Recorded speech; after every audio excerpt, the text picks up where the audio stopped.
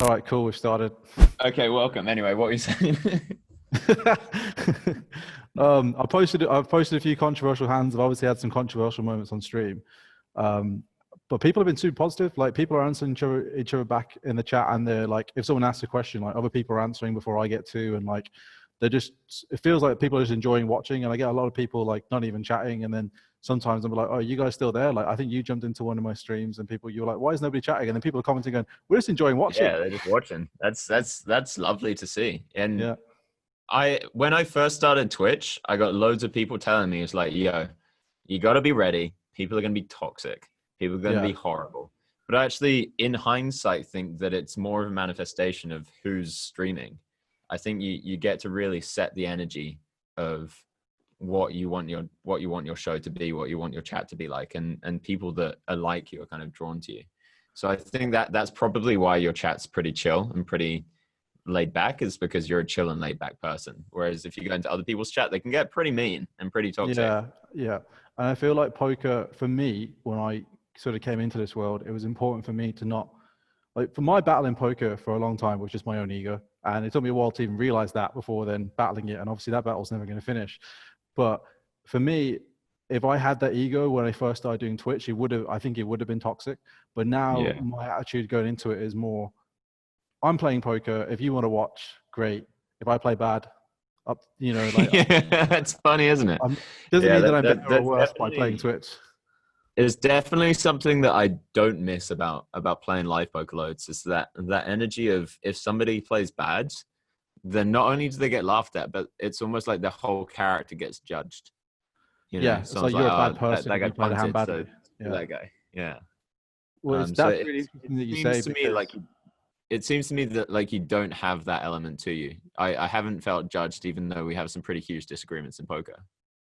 Oh, well, I feel like I'm a bit stoic in that way because my brother is really into like stoicism, and I always read some of the quotes he posts, and one of the posts he says is like, Stoics enjoy having their mind changed. It's like trying to be the person that wants to have their mind changed. Like, doesn't mean that you're not going to defend your point, but it means like it's not a competition. It's like it's two people reasoning together, and maybe you still disagree at the end, but you should enjoy having your mind changed. It's like that's part of growing. Yeah, and that's something that I've seen said a lot, but I haven't seen implemented very much. I think it's very easy for people to say, "Oh, it's so good to get my mind changed. I love that. I'm a scidentist. I'm a strategist. You know, stuff like that." But when it actually comes down to it, they're like, "No, shut up. You're the wrong one." Yeah. Well, I'll tell you, the funny you said about live poker there, I feel like I've played pretty much some of the absolute biggest stakes live. I mean, not like the super dire nose speeds that maybe go in the background, but like pretty high. And you really do notice a difference between, say, a 20K, 40K an hour cash game and, say, a 1K, 2K an hour cash game from all the things you just said. Like the 1K, 2K players, they all have mutual respect for each other. It's a really nice thing to see, because you're just like, I wouldn't say there's no ego. There's obviously some ego. Like when you play poker, you're trying to beat people, right? There's always going to have that little bit there, but they're just like, you do something, they're like, oh, they don't go, oh, that guy's terrible. They go, wonder why he did that. And yeah, that's weird, man. Let me reconsider life for a second. Like, am I the one getting that wrong? Am I the one that thinks that's terrible, but actually I've missed something here that he knows that I don't? Or did he have a brain fart? Or did he make this assumption about this player that because he's played something else and maybe I've missed that? And that really is a big difference between someone that automatically goes, oh, that was terrible, to someone that goes, was it that bad? Or maybe he's just misapplied something, or maybe that's what he's thinking. And then you can use that in so many facets as well, because then you're like, oh, this is kind of how he thinks. Is that good? Should I implement it into my game, or could I use that against him? And that's I think a step above, and that's how they get to the top, I think. Yeah, I've had that in life as well. Like I remember being maybe 15, 16, whenever I'd read a book or watch a film, I would almost take on some of the characteristics of the protagonist. Like if I was watching like Captain Jack Sparrow, then I'd start being a bit wacky for a day. But if I was reading like Dostoevsky, then I'd start, being like having existential crises every day, And I think that there's a lot to learn from just other people's shenanigans. It might be good, it might be bad, but if you get to like take the good stuff that fits your worldview and then leave out the stuff that might not be so productive, and I think that's super powerful in life and poker. Well, I'm a big believer in that. I don't know how true this is, but someone said to me that you're the sum of the 5 people you hang around with the most. It doesn't have to be people in real life, like you said. That could be Jack Sparrow or the book that you're reading, and that's a really big argument for cutting out toxic people from your life. And I've had a few. I don't like to say that they were toxic people because I look back, they had toxic traits. Talking, my doorbell just went, which is pretty hilarious time. But just talk. Keep talk. All right. So I've had some sort of toxic people in my life. I don't like to use the word toxic but I look back now and we've separated from sort of being friends, and we've both gone on our own journeys, and now we're both better people. I don't know if you heard that. Yeah, I got most of it. Yeah, I was just basically saying that. You used to have a toxic group of close friends? Well, some of them were toxic, or they had toxic behaviors. Like, I don't like using the word toxic person because I feel like I'm just labeling the whole being of that person, and that's not a fair thing to say. And there were definitely elements that brought out the toxic parts of them, that brought out the toxic parts of me. And now that we're not friends, or we had a break from being friends, now going back, it's a completely different relationship. We both look back and go, yeah, we weren't the best, we weren't good for each other then, but now we both realized that, moved on, and our friendships are probably better than ever. Yeah, that's really powerful. I mean, I have a lot of experience with that, but I want to instead probably do the proper podcast way and say, who are you? And I'll give people an introduction because we kind of just carried on the conversation we're having beforehand. But okay. So I just decided to start a podcast, and I was just going through people's names in my head of people that I genuinely like to speak to in the poker world or outside the poker world. And you were literally the number one person, the first person that came to my head. Thank you very much. Yeah, you're welcome. And the reason for that is that we've had this kind of non-friendship, but knowing each other and respecting each other and speaking to each other online every now and again kind of relationship. And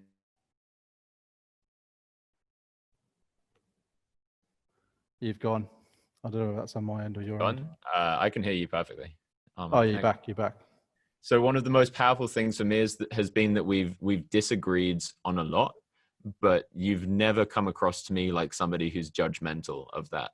And that for me is like 1 in 1,000. You really rarely meet that, especially in the poker world. So do you want to just give like a brief background of your poker self, and then of yourself as well?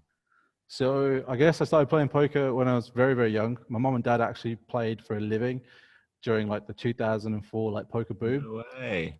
Yeah, like my mom actually ran a business that they wasn't profitable, and if she hadn't, like, there was definitely months and weeks where if she hadn't won a poker tournament, she couldn't pay her wages. Like, that's how much poker was like more of her income than a business was at the time. Obviously that turned around. Then I go to uni. I'm obviously massively into poker because my mom and dad are playing, and then like every now and again they'd have a home game, but like, can I play?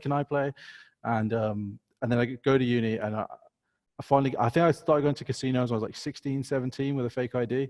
Mom and dad are just there with me, and like, I remember signing up. I was like, Mom, I've got this fake ID. I'm going to try and join. Mom was like, I'm not being part of this. And then I get in, and Mom's like, okay, I guess I'm okay with this because you've been going here for a year now. I don't officially condone that here on the Epiphany podcast, but nice.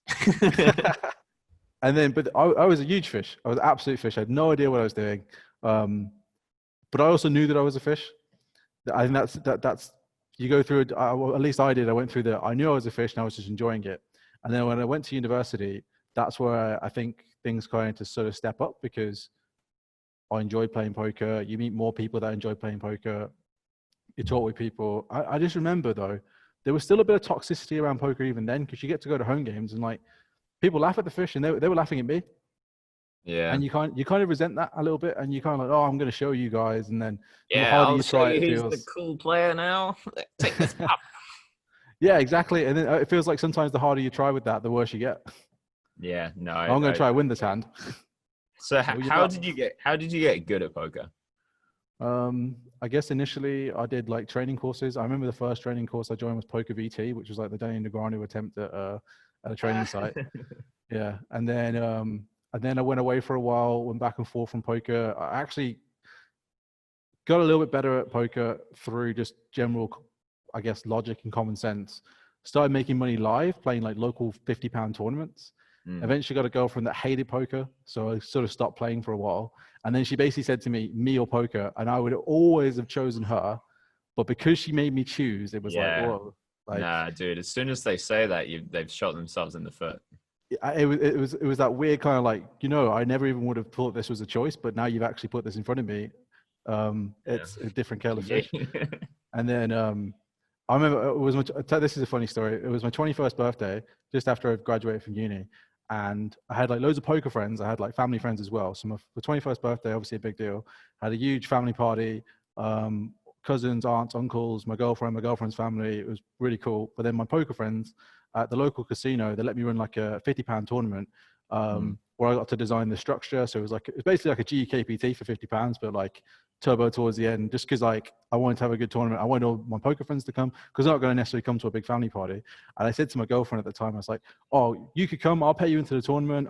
You can learn a bit more how to play. It'll be fun. I'll sit behind you. You can see that it's not just super seedy. It's actually a fun game." And she's like, "Well, what will I do next? Take my clothes off for money?" And I was like, "What? Whoa. What do you think this is?" Where's your head going? Yeah, and I'm just like, do you really think that's what I've been doing for the last year and a half or so? It was just. Then you just realize you're just in different worlds, and then that's really funny. Her head did some word association there. She went poker, Vegas, strip clubs pretty fast. Yeah.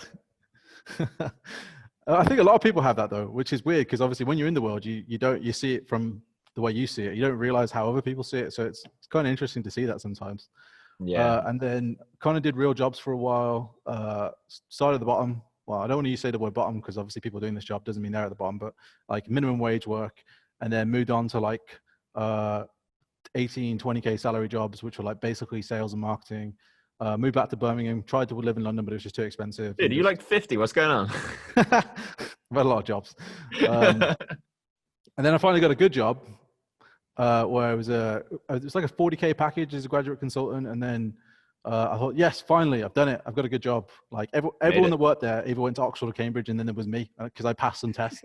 and then I did that for like 9 months. Ended up just thinking that's what I wanted, but it took me 9 months to work out that it wasn't for me. And I was just still making more money playing poker. At that point, I was like, I don't care. I make less money playing poker. I'd still rather do poker than have to do this. And that was basically, I was like, right, let's try poker.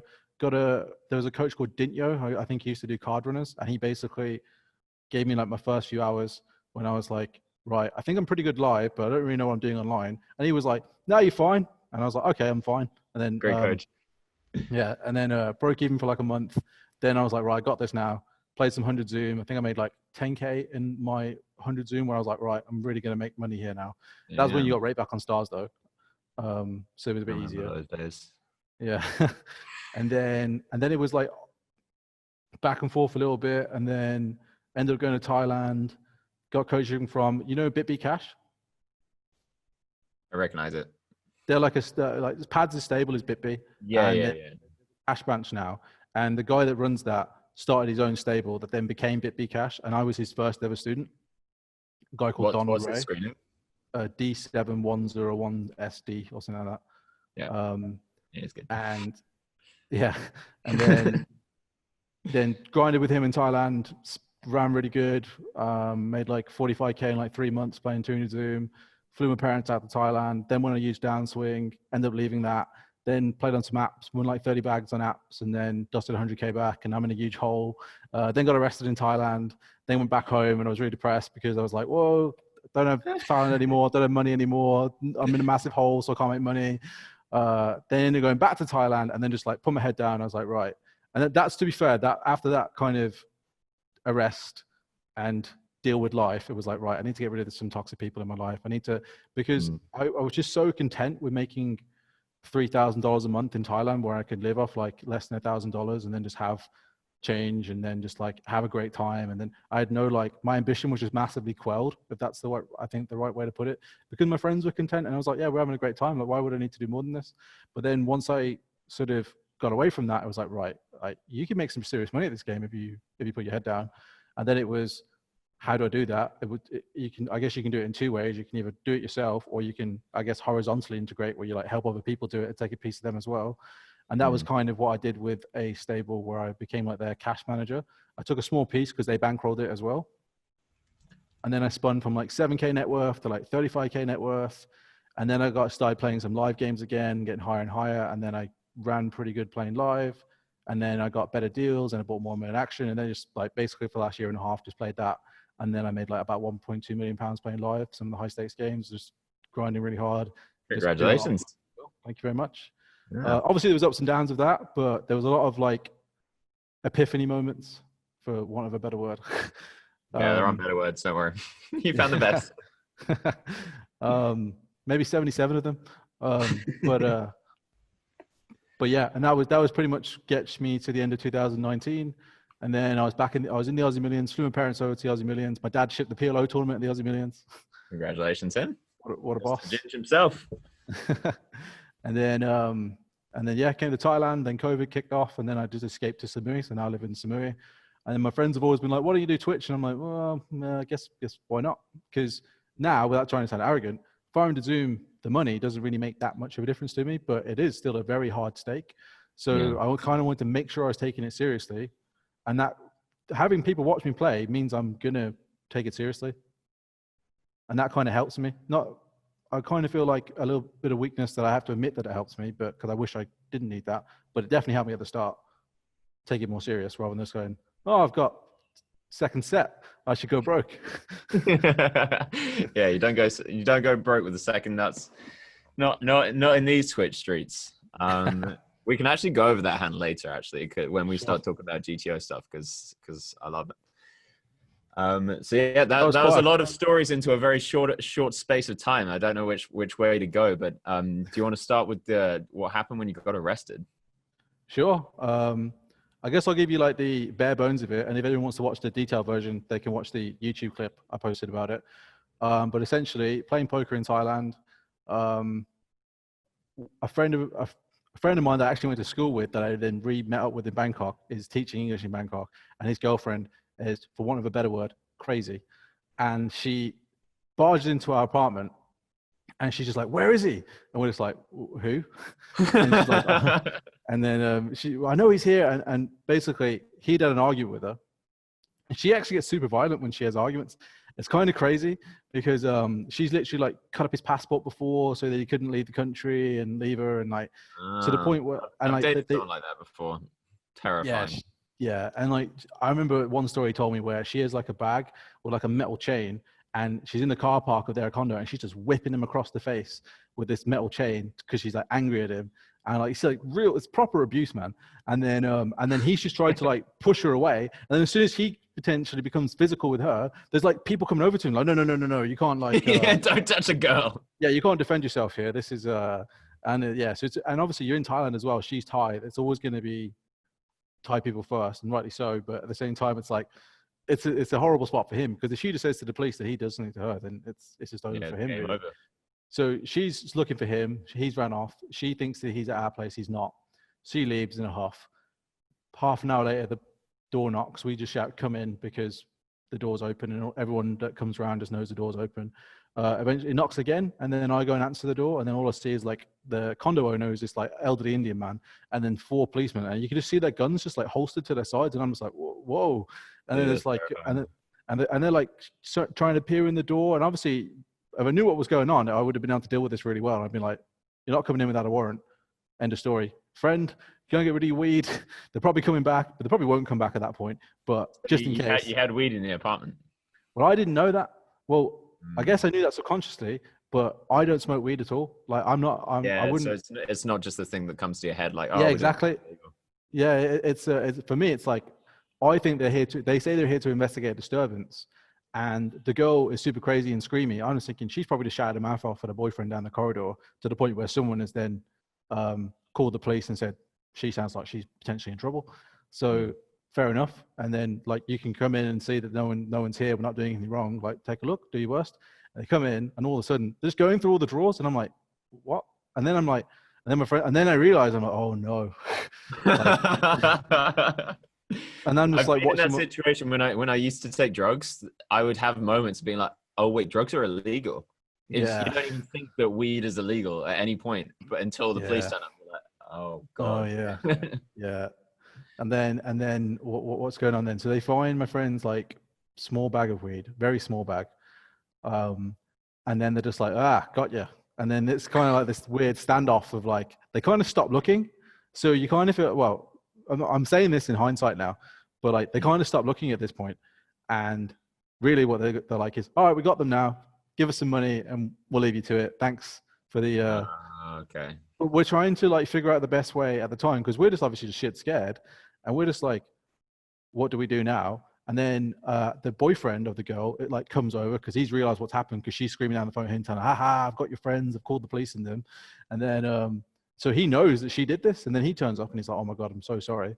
And then all of a sudden, there's like now 11 police officers, not just 4, because they're all just like turning up out of nowhere. And then they're like, they know the bribes might be coming. yeah, exactly. This, in hindsight, I'm just like, they just all want money, right? Yeah. And then we've got apps as well because we're playing on some of the app games, and they just keep popping off and bleeping. I'm like, for God's sake, one time, just stop telling me there's a game starting. And then it's like, oh, what's this? And I'm like, oh, it's just play money. It's definitely not gambling because gambling is illegal in Thailand as well. And it's definitely just play money. Yeah. Right. You can have stars because you can be on play money, but it is illegal. Right. And then my apps start going off. And then they're like, oh, okay, we want to search around. And I'm like, yeah, come and look in my room because I know my room's like completely safe. But my friend's room has his big bag of weed and maybe something else. But I guess I shouldn't say that on stream. You can say whatever you want because we'll just call it entertainment. Well, he had half a pill or something, but I don't know what it was. I assume it was MDMA. And then, but anything above weed, we're talking potential serious stuff. So he goes into his room, throws that out the window while they're looking in my room. And then that's how ridiculous it was, like the fact that he got to do that. And then, and then we just kind of have this standoff thing with like the owner has called his son or his grandson, and his brother. So we've got 3 Indian guys, me, the other guy that's actually high at the same time, the boyfriend, and 11 police officers in not a massive flat.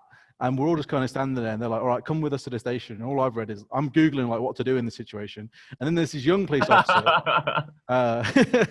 And then there's this young police officer who's like trying to make his mark. And he's like, oh, can I look at your laptop? And I'm like, no. Because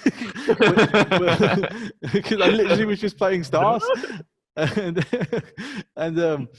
it's difficult because they're really, really, really good at trying to make out like they're being your friend. They're really good at like, oh, let's show us your laptop and maybe we can, it sounds really ridiculous now. I can't remember exact words, but like, they're really good at being like, we're trying to help you. We just want the best outcome. We just want to clear this up and blah, blah, blah. And then I open my laptop. I'm just like, please just be in the lock screen and I'll just reset the laptop. And no, stars just pops up out of nowhere. And I just insta press the shutdown button. He goes, what was that? I saw it. And I'm like, oh, I don't know what that was. No, I'm not sure, buddy. Like, porn. It was porn. Yeah, it definitely wasn't poker or money or gambling or anything. The things that you think it is. And then he's like, right, well, we're confiscating all the laptops. And I'm like, oh God, because they're telling me they got some IT guy that's going to look and forensically analyze my laptop to tell me what I was doing. And I was like, oh, and I was watching I'm like, well, that's another 2 years in jail. I wonder what the weed's for. That's another 2 years in jail. And I'm just there going, I'm just so deflated at this point. And then the younger Indian guy is trying to sort it out. And it's like, well, they want us to go to the station and do like a urine test to see if you've actually taken any of these drugs. And I'm thinking, I'm fine because I haven't taken anything. But my friend is literally high as a kite right now. Doesn't even know. Sitting in the corner looking at the. He's gonna end up like crapping in the urinal thing. Yeah, and all I've read is don't go to the police station. Like try and sort it out now. But the Indian guys are like they're like our experts. They're looking at like, so we're kind of like, these are the people we're listening to. Obviously I shouldn't have, but this is the time. You're just like, please somebody help me, and they're the guys there doing it. So we end up in this like motorcade to go down to the Thai police station. It's like one of those Donald Trump kind of like motorcades, like with all the police officers at the start, and there's me in handcuffs at the back going, what did I do? I just wrong place, wrong time. And my friend just like dazed in the back. Get to the police station. Take us to this like little shed thing, not even the main police station. Like this is where the real deals happen. So we're in this shed. And then like they're doing all this ridiculous stuff where they're like getting us to take loads of photos, like proper mugs. At one point, the boyfriend was like, "Oh, you need to take photos." Oh, he's like, "I walked in halfway through this, and I don't even live here. Why are you trying to get me involved?" So that's how like ridiculous we thought the whole situation was. But we're just being told that they're trying to scare us into a bigger bribe. That's all we're being told all the way through by the Indian guys. Like they're going to get you to take photos, they're going to get you to sign things, they're going to get you to do these tests, and then at the end, you give them some money, and they're just going to rip everything up, and that's it. It's all done. So just do what they say. Try and make it easy. I know, right? So we're just like, all right. So there's weed on the table. There's literally pictures of me with a bag of weed just pointing at it, like going, they're like, look serious. And they're like, oh, look happy. And they're proper taking the piss out of us. It's literally ridiculous. We go and do the urine tests, come back. And then at every point I'm looking at the doors going, I could probably nip out that door. No one would even know. And then I'll just get a flight home. They don't have my passport at this point. And then so they come back with the test and they're like, for me, it came up as trace, but underneath the level of what they would call positive. And my friends was like off the chart. And they were like, so basically what we think's happened was you've just smoked and he's had a bit of like secondhand smoke, which is 100% what happened. My friend's like, no, I had some in Cambodia 3 weeks ago. And I think that's what it is. Where it's legal. And I'm just there like, oh, and like, I'm kind of saying to him, like, come on, like, be ridiculous. But he's getting pissed off at me then because he's like, no, I think it's from, like, you can't prove that this was, like, right now. Like, please calm down. And my friend who smoked the weed, his girlfriend's with us. And at this point, they're, like, trying to badger her and, like, you know, get him to sign this piece of paper. And we get this piece of paper. It's all written in Thai. At the very bottom, it's, like, sign the date, sign your name, and sign to say that we offered you a translator and we did everything by the book. You're signing to agree with that. And I'm like, well, yeah, I'm not signing this until you tell me what it says. And then she's reading it and goes, right, you're signing to say that he is being, like, my friend is being done for possession and usage, and you are a witness. And I'm like, all right, fine. Sorry, buddy, witness. And then, boom. Right. Has he still got the knife in his back? Have you All right, so we both sign basically. Then we go through to another room and we're like, all right, where's the bride coming? Like, what's going on? I'm like, oh, it's all gonna be fine, mate. You're gonna be sound. And then we go to another room, and then it's more like I guess it's more like a receptionist thing, but like, they definitely are police officers. And just a small backstory. We'd got new passports in Thailand because we needed more pages. So we had our old passports with our visa stamp, and we had a new passport and a letter from the Thai embassy and the UK embassy saying that this passport's valid, but this visa is valid. So you need both. So we had both, and we had all the letters, and we gave them to the guy, and he looks through it all, and we know it's 100% legitimate because visas are a little bit of a nightmare in Thailand. So we're always like 100% on top of it, despite the fact that it's like annoying. And he just looks at us and goes, I don't believe that these are correct. And like, it's just basically making out that like we're 100. Like, I'm just looking at him like, at this point I was pretty tired and pretty annoyed at the whole situation. So I'm like, well, I don't care what you think because I know they're correct. Yeah, that's smart move.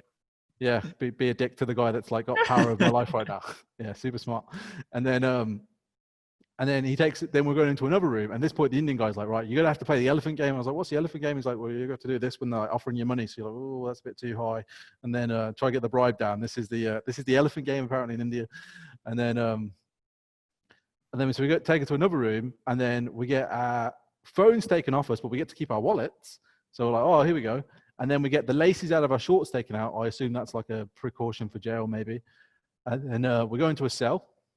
And then we're waiting there, like, oh, they really are going for this, trying to scare us, aren't they? Yeah, they really are, making this really realistic. Yeah, they're making this really real. Maybe they'll leave us here for a few years as well. And then, and then all of a sudden, the girlfriend walks in and she's crying, and I'm just like, no, please, no, please, no. And then she's like, yeah, it's already in the system, and you're gonna have to go to court tomorrow, and blah. And I'm just like, oh, for God's sake! It's like now it's starting to really hit home that this is real. And then our actual visas are going to be running out in like 2-3 days. And we're just like, and they know that. So I'm just like, can you please make sure it's 100% that we go to the court tomorrow? Because they're 100% going to try and do me on this visa thing if they can. It's just like, why wouldn't they? And then she comes back in a bit later. She's like, no, you can't go to court tomorrow because it's after midnight. You can't get registered for the court now. So you're going to have to go the day after. I'm like, oh, this is how it starts. Yeah. And then there's a whole catastrophe in the jail about like this one guy trying to, I won't go too much into that detail, but like there's this guy that basically tries to rip us off in the jail about trying to make the bribe go away. And it was a complete farce. Eventually get bail. They tell us our visas are covered while we're going through the court process. Turns out that was wrong. So we had to sack that lawyer and get a new lawyer because he was just ridiculous.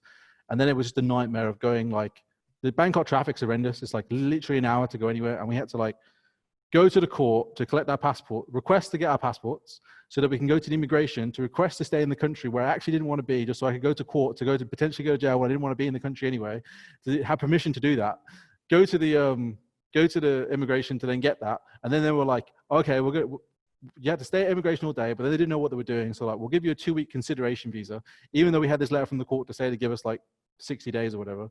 Go back to the court, get the passports back, wait a few days, get the passports again, go back to the immigration, ask the immigration for another visa. They gave them another 2 weeks. They said they didn't want to give us longer than this went on for months.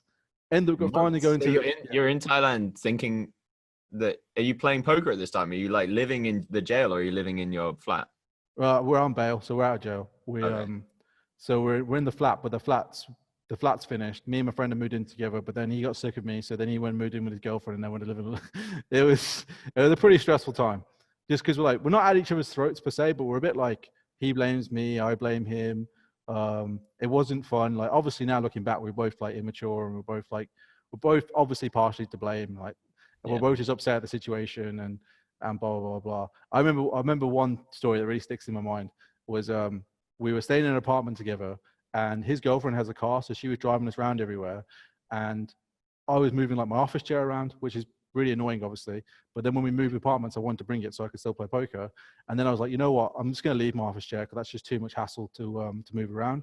But would your girlfriend mind giving me a lift to my new hotel now that we're separating? Like, now that you're going to move in with her? And he goes, she can't give you a lift because she's having your office chair. And I nearly threw the chair out the window. That's how like the tensions were at that time. What? She's not going to have room for you because she's got your chair. That's hilarious. And then the day we actually had this big day at court, I remember it because it was the day after Halloween, 1st of November. And I'm there really early at court because I got a place near the court because the transport was a nightmare. So I'd rather just live by the court. And then he turned up half an hour late, and he was furious with her because apparently she went out the night before, and then he was trying to leave the next day to get to court on time. And she was just like, I'm going to be 2 minutes, but she's throwing up in the bathroom. At this point, like, it was too late for him to get a taxi, and the traffic's really bad, and he's just there. Like, he just gets out like with his face just so angry with her. And we get into the court, and we're both like still a bit tense from like our relationships together. And then we go up to we get an official translator now. We're in the courthouse. You've got all the people in orange jumpsuits on the other side, and we're just thinking, are we going to be one of them in a minute? Like, who knows? Are they getting out? Are they here to be told? Who knows what's going on? Translator comes up to us, really super smiley, happy Thai guy, and he's like, "Hello, I'm your translator today." And where were you when we first signed the piece of paper? When was I arrested, by the way? At what point was I officially arrested in this story? And then we go up to the court. We're in front of the judge. So it's like me, the lawyer, my friend, and the translator, and the judge is speaking in Thai. At this point, I still don't know whether I'm supposed to say guilty or not guilty. By the way, I was actually charged with possession because apparently the condo was in my name. Don't know how they made all that up, but apparently that was a thing. And if I said not guilty, I would have to go to trial, which would take at least another 3 months, at least. And this court was one of the busiest ones in Bangkok, so probably longer. And then it was 50-50 whether I'd have got not guilty. And then I don't know whether if I didn't get not guilty, whether that would then reflect poorly on me in the future. Do you know what I mean? So it was this whole mind. Yeah, exactly. Rather than just saying guilty straight away, would they be like, well, because you said guilty, we'll let you off. But if you say not guilty, then you prove guilty, we've got to punish you now. Like, who knows? Yeah, I said guilty. That's so annoying that you have to plead guilty to something that your friends did. Well, technically, if you know, in the eyes of the law, technically, maybe I was guilty because if it was my condo, then I had weed in the condo. Yeah, and I was supposed to I'm with you. What's the law? Like, who knows? Yeah, like it was so hard getting a straight answer out of Thai lawyers because all my questions went to my friend, who then asked his girlfriend, who then asked the lawyer, who then told his girlfriend. You're playing Thai whispers. Yeah, and it was just like, and then he would answer a different question. I'd ask the same question again. My friend was like, "You just asked that." I was like, "Yeah, but you didn't give me the answer." That would just get stressful.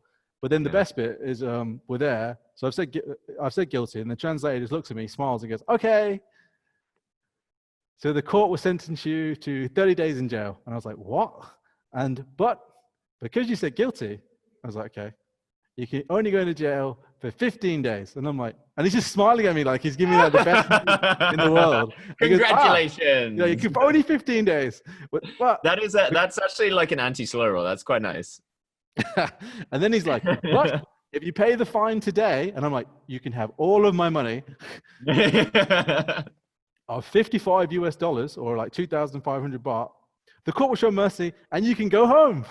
And I was like, "All of this for $55? All of this?" I paid 30,000. Like I paid £1,000 for bail. I get that back, obviously. I paid £1,000 for the lawyer. We didn't basically do anything.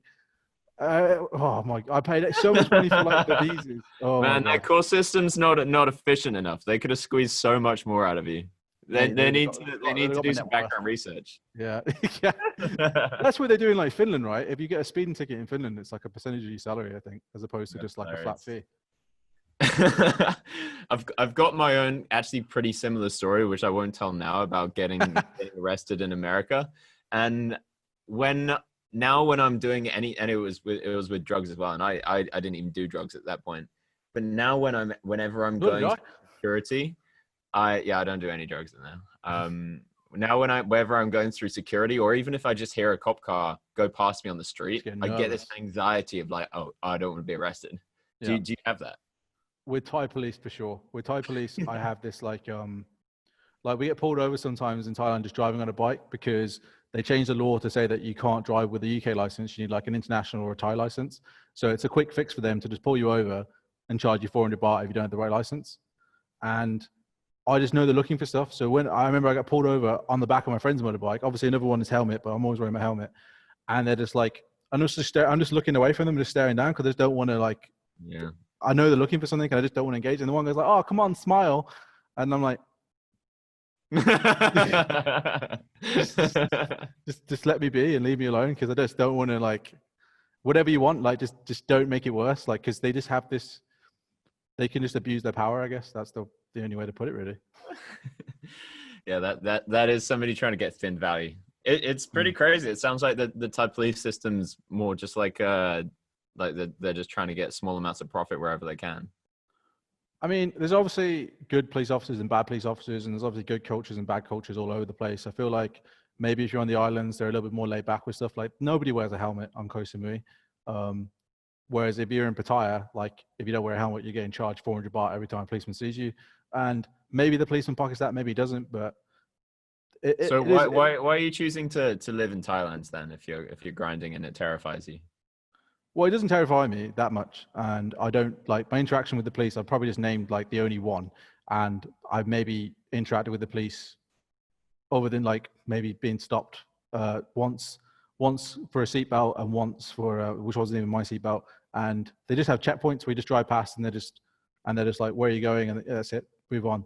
So my interaction with the police since I'd been here on and off for say 4 years. So if you say I've been here for like 2.5 years, I've interacted with the police maybe 4 or 5 times. One of them being the big one, but the rest is like nothing.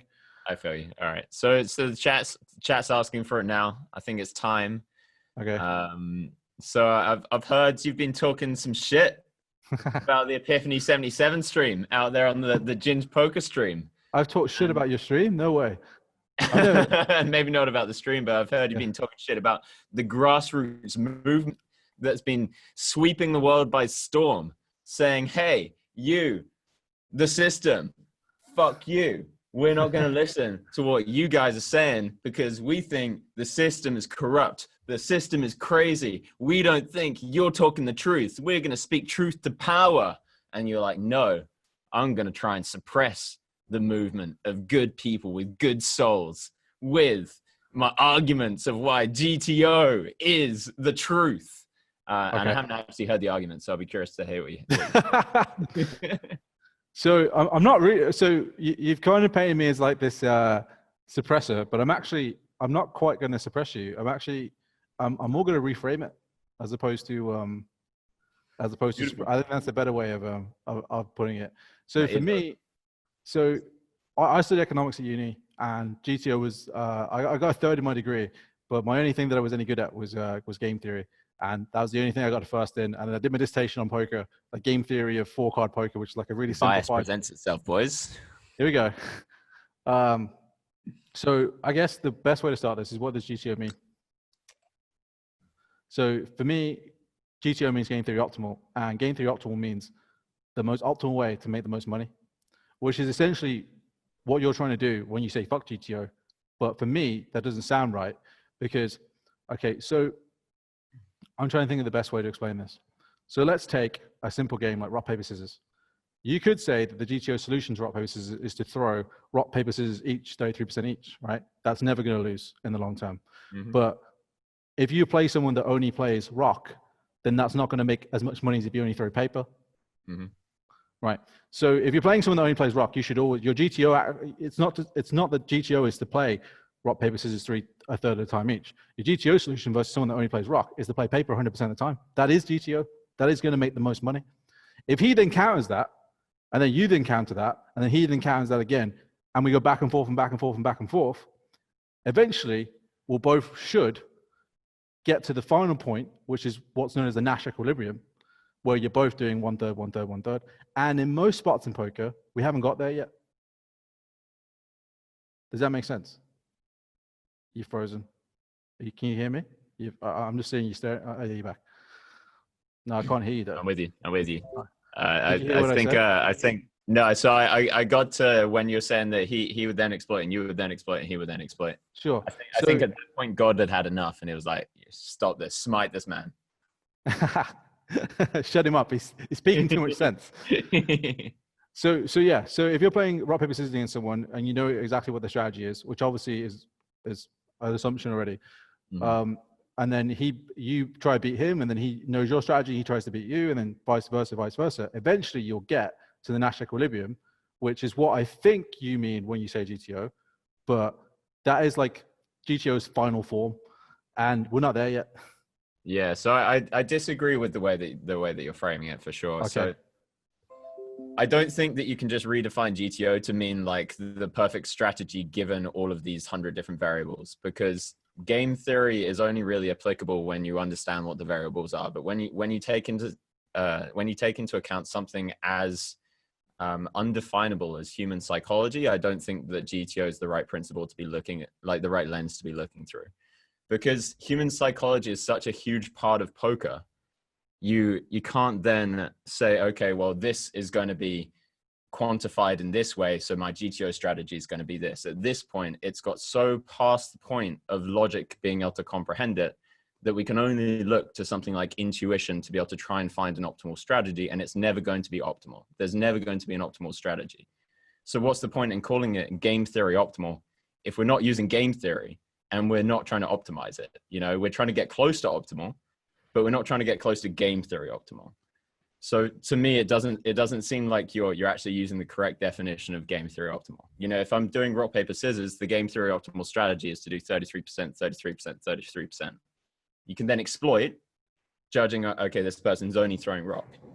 But how do you then say, okay, I'm going to find a game theory optimal strategy. Let's say you're playing 1,000 different people at rock, paper, scissors. And you're then trying to analyze based on their body language. Okay, this guy looks like the kind of person that usually plays rock, or this kind of person looks like kind of person on Wednesdays that usually plays paper. You could get into such deep analysis of rock, paper, scissors that at some point it's no longer GTO. You're not trying to quantify it. You're not trying to optimize it. You're just trying to intuitively guess based on the information that you've seen in the past what is optimal. Yeah. So I think we actually agree with each other, but we're saying it different ways. Yeah. So I agree with everything you just said, but I still think what you're so you say you can't quantify all these insights and you're relying on your intuition, but I would argue that your intuition is just a supercomputer that is quantifying that and then coming out with something that is the answer that would, you know, you're putting it into a GTO machine, which is essentially a human, and it's using that. Does that make sense what I'm trying to say? And if you disagree with it? It makes sense. I mean, first of all, I have some pretty specific beliefs about where intuition comes from, and I don't think it just comes from our brain. Second of all, if you're using that definition of GTO, which I don't think is the accepted definition of GTO, you're basically saying that anything that you do in life is GTO if you're trying to do well. You're basically saying that I'm playing a GTO strategy of life by getting up and meditating. And we use that colloquially, but I don't think that's an accurate measurement of what game theory actually stands for. And I don't think that's the way that anybody else actually uses the definition of game theory. Yeah, I think that I think the poker industry uses the GTO's definition slightly wrong. I think their argument is against the Nash equilibrium GTO as opposed to actual GTO, if that makes sense. I think that I agree with what you're saying, which is the Nash equilibrium, which is what the colloquial poker version of what GTO is. They're essentially saying, when I hear them use the word GTO, I think they actually mean is the Nash equilibrium GTO, which is the final. We've exploited as much as we possibly can, and we're both exploiting each other back and forth, but that's all we can do now. And I agree with you that we're nowhere near that in so many spots. And whether that's because we can use other factors, such as psychology or insight or intuition, that may be. I don't know what those factors are. That's something that we're all working on and we're all trying to get better at, etc. when we're trying to figure out this game. So But GTO wise, I don't have a super strong opinion about what we call it because it doesn't really matter to me. But so just to absolutely clarify your argument, that you're saying that if somebody is trying to not optimize in a system where they are competing against somebody else, then you would define that as game theory optimal.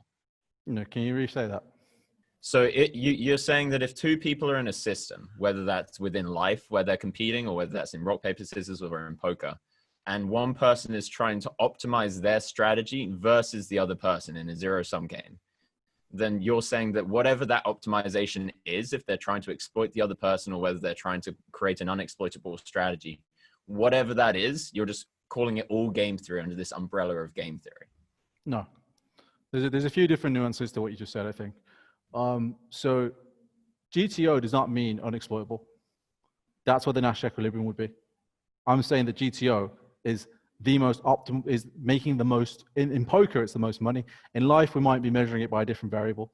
And I wouldn't use it for life because I feel like there's too much variability in that for us to apply that definition. Like if you're an economist, you use the word utility and you'd argue that you're trying to make the most utility out of your life, and that's different for different people, etc. But that's a topic on itself. So when we're looking at a specific game, whether that's chess or poker, your optimal strategy in chess is to beat the other person. Like if you're trying to be unexploitable, there might be easier ways to beat him, or you could beat him faster or whatever. With poker, it's just how do you make the most money? Now there might be a decision. The reason why I give rock paper scissors, and it's just easier to like quantify exactly what I mean. But if we just take a river decision, a GTO Nash equilibrium sizing on the river might be 80%. Well, you know, based on your intuition, etc., that he's not calling 80%, or whatever it is, or I don't think he's got, or I've nailed his hand because I've used my brain and I've figured it out. Whatever you've used to do that, you're then using GTO to figure out what you should do instead of what the Nash equilibrium is, because that is making the most money. But it might not be making the most money. You're Why just not? using your. Well, I mean, if your assumptions is completely off, if your intuition is completely off, then Sure. I mean, okay. Let's just strip it down. I think that what you're saying is that the semantics of game theory is just completely off in the whole poker world. And it's slightly off, yeah. I'm not an expert in semantics of game theory, so I'm not qualified to be able to say that this is completely wrong or completely right. Intuitively, it doesn't make too much sense based on. Is the stream lagging again? Can you hear me? I can hear you fine, yeah. Okay, well, we'll just upload this later. It doesn't matter. Sorry, guys in chat. So it doesn't make too much intuitive sense to me to define game theory in a way that would basically mean that it would cover whatever strategy you play. But if you're saying with absolute certainty that the semantic prudency is to be able to say that game theory is in poker is just when you're optimizing using whatever strategy, then I'm willing to cede that ground. Yeah, and that's basically where we agree, is because I think that going to the far end of the Nash equilibrium of we've gone back and forth. So for example, let's say that you come across a spot on the river and you've used your intuition, like, well, we can argue whether this is the way to make the most money or not, but you've decided to do this. If he at any point understands completely what you're doing, he can then counter that. And you're good enough as well to realize when he is going to try and counter that, to then go back and forth. And eventually, you must have had these spots with certain regs where you've got spots where you're like, oh, he's probably going to take off here if I just add this one big blind, or I take this away, or if I do this little min raise, he's going to do something. That's you. That's kind of, it's always a back and forth. But the point is, if you played that spot one-on-one, infinity versus that particular player, assuming he's smart enough to learn, eventually you would hit the Nash equilibrium. But until that point, I don't think we'll ever reach that. And if we do ever reach that, we should all start playing poker. We're going to be playing GTO, which is just make the most money, using your brain, using your intuition, whatever you decide to use to do that. and that's how we should play poker, in my opinion, which is GTO. Okay, so in essence, this is a semantic argument instead of it's more of a semantic here's argument, and I'm actually team fuck GTO, but I don't like saying fuck GTO. Well, like, okay, so ending the GTO movement might just be rebranding it. Yeah. If you're suggesting that we call this "fuck the Nash equilibrium," yeah, it doesn't quite roll off the tongue, right? It doesn't roll off the tongue, but I might be open to it because I am a pedant in heart.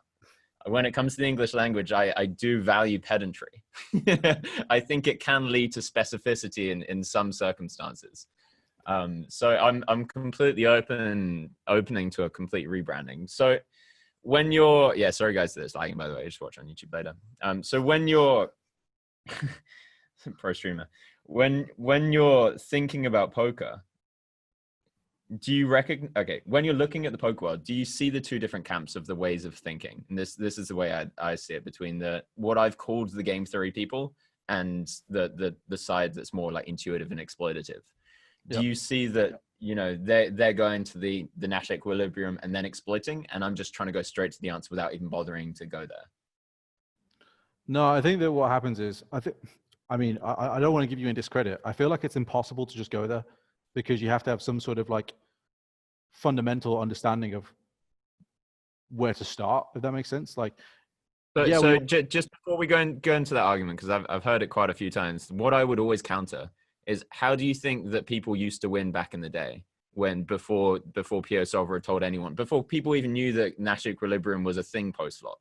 How was Phil Ivey beating those people if he didn't have anywhere to base it on? Okay, so I can go in with something that I think is relevant here, is that I hardly use PioSolver. Like, the way I explain PioSolver to people that I teach now, and I think you'd appreciate this, is, so when you're a kid, you learn multiplication, right? You learn, maybe you memorize like all the way up to 12 times 12. Now, there's a difference between understanding how to multiply and learning 12 times 12. Because if you just learn 12 times 12 and 9 times 8 or whatever it is, if you come across 635 times 5 and you can't tell me that it's 3,175 straight away, you haven't learned multiplication. And if you're just using PioSolver, you're never ever going to learn that, because there's always going to be a problem you've never seen before. And for me, that's the difference between the sort of middle stage poker players, where they're just using PioSolver, memorizing stuff, but then they're coming across things, not seeing the nuance of the situation, not seeing the difference between this situation and that situation, not realizing PioSolver is just a blanket assumption of what you might be able to do, as opposed to just really thinking about what you're supposed to be doing. Whereas for me, Pio is more checking your working. Pio is the calculator that you go, oh, what is 635 times 5? Let me just double check that. Oh, turns out it is whatever I just said it was. Hopefully I was right. Maybe I was wrong. And okay, I was wrong there. I can think, why was I wrong there? Why couldn't I do times 10 and half it? Like, what did I do wrong there? That for me is poker, is the step before PioSolver. So that's what everyone was doing back in the day. They're using their intuition. They're developing their own strategies. They're figuring out what works and what doesn't work, but they're applying logic to it as well. And I feel like that all has to be there before you even get into the PioSolver world. Yeah. So I feel like there's still a bit of clutter in your argument here. Okay. So what I'm saying is that within the poker world, there's this pretty prevailing narrative that you cannot optimize your strategies unless you're consulting Nash equilibrium, or what they call GTO. They're saying that you can't learn how to exploit people unless you know what the optimal is in the first place. And I disagree with that 100%. Well, how would you know that you're exploiting if you don't know what the right thing is to start with? Well, how do you know you're exploiting anyway? Even if you know what the right thing is, you still have to have assumptions and then exploit based on those assumptions. I'm just not going to the center point to begin with, because I think that my assumptions are strong enough. So let's go through a specific hand, and I'll show you how two people might think about it. Let's say you're playing 2NL, or your student's playing 2NL, and he opens aces on the button, and a random person, you don't know who they are, in the Zoom pool defends the big blind. It comes king, deuce, deuce, rainbow. Yep. A game theory person, or what you would call a Nash equilibrium person, would then say, okay, well, my range wants to c-bet a quarter, whatever. Yep. Something like that. And then they might say, but because people tend to, be a bit stationary into it now, you might want to take a few of your value hands and c-bet a bit bigger. What I would teach somebody is, okay, strip all that down, ignore all that. It's going to confuse you. It's not going to do you any good. What is your hand? You have aces. You have a very strong hand. You have a value hand. What do you want to do? You want to try and get value. What do you want to try and get value from? Well, you have to look at their range. You have to say, okay, their range is going to be some deuce X, but not much, a bunch of pocket pairs, not too many, and then a bunch of king X. That's the stuff that you can get value from, maybe a few like ace high floats. I would say, okay, now you know what their range is. How do you exploit that? Well, you have to think, okay, how can I get the most value out of that range? And the answer that I would probably say is c-bet pot, and then maybe overbet the river. And that is me going straight to the answer. I don't care what game theory is going to tell me to do, because this person that I'm playing against is a human being. He doesn't even know what game theory is. He's playing 2NL. And I'm just exploiting the tendencies of the general population that play poker by understanding their psychology and saying, people aren't going to fold top pair, so just overbet and bet pot and do things like that. And to me, that's a much more accurate way of getting to the answer, and a lot more streamlined way of getting to the answer than saying, well, my range would do this. I might want to do this with my bluffs. I might want to go a bit bigger in this spot. To me, and what I've seen throughout hundreds and hundreds and hundreds of poker players that I've spoken to, when they try go that route, it confuses the heck out of them. Whereas when I just say, okay, let's streamline the process. You don't need to think where you are in your range. You don't need to think what your range advantage is. What is your hand? What is their range, and how do you exploit that? That's it. There are so many similarities to what you've just said to me and how I coach my students. And I like to think a very similar approach to what you said, but I try and make it even simpler than what you just said. And I say, when you've got a hand, let's say you've got a value hand, and on king deuce deuce, what you've got aces. I say, what is the largest size that you can bet that still gets called by worse? And that is the question that you need to solve. And you can solve that exactly how you just said, in terms of like thinking about that range and exploiting all that kind of stuff. And that only works on rivers, though. I don't think so. And it doesn't even work on rivers, because you have to be taking into account their whole range. You can't just be like, well, what could I get called by worse? You have to think, okay, this part of the range will call this part of their range will call this, and this part of their range will call this. Intuitively, what do you think is the best answer? So all I say is, what is the largest size that you can bet that still gets called by worse? And I think that's enough. I think that's an inaccurate way. I mean, that is an inaccurate way of saying it. That's missing the point. What's it missing? I don't understand. Well, if you're saying what's the largest size that can get called by worse, well, technically, I could go 3x pot and hope that he has the top of his range, or I could take into account. But the thing is, if you 3x pot, he's gonna start folding some king X. Right, yeah, but you could say but the way that you actually specifically said it is like, what is the biggest size you could go that could be called by worse? Let's say he can have pocket pairs let's say we're on the river, it's king deuce deuce 4-6 or whatever. Mm-hmm. Let's say that he can have king queen, king jack, king 10, king 9. He can have some pocket eights. He can have some whatever. You're saying what is the biggest size you could go to get called by worse? Well, technically, then you're just looking at what king queen would call. But what I'm saying is, you look at range and you say, okay, maybe a part of their range will call a quarter, maybe part of their range will call a third, and maybe a part of their range will call half, maybe part of their range will call pot. So you have to there's no way of being able to calculate. Are you trying to optimize versus the whole range as opposed to as part of their range? Exactly. I don't agree with that. I think that you should be. Whole range. I agree. Yeah, I agree. But why do you need to optimize? Like, I think it's more complicated than that, because if I got to say pocket nines, I want to get called by pocket eights, for example. He's still going to call his king X, so I'm not going to bet too small. So I'm probably going to check back pocket nines. But let's say he's got king queen, I want to get called by king jack. Like, what if I only get called by king jack and I bet big enough?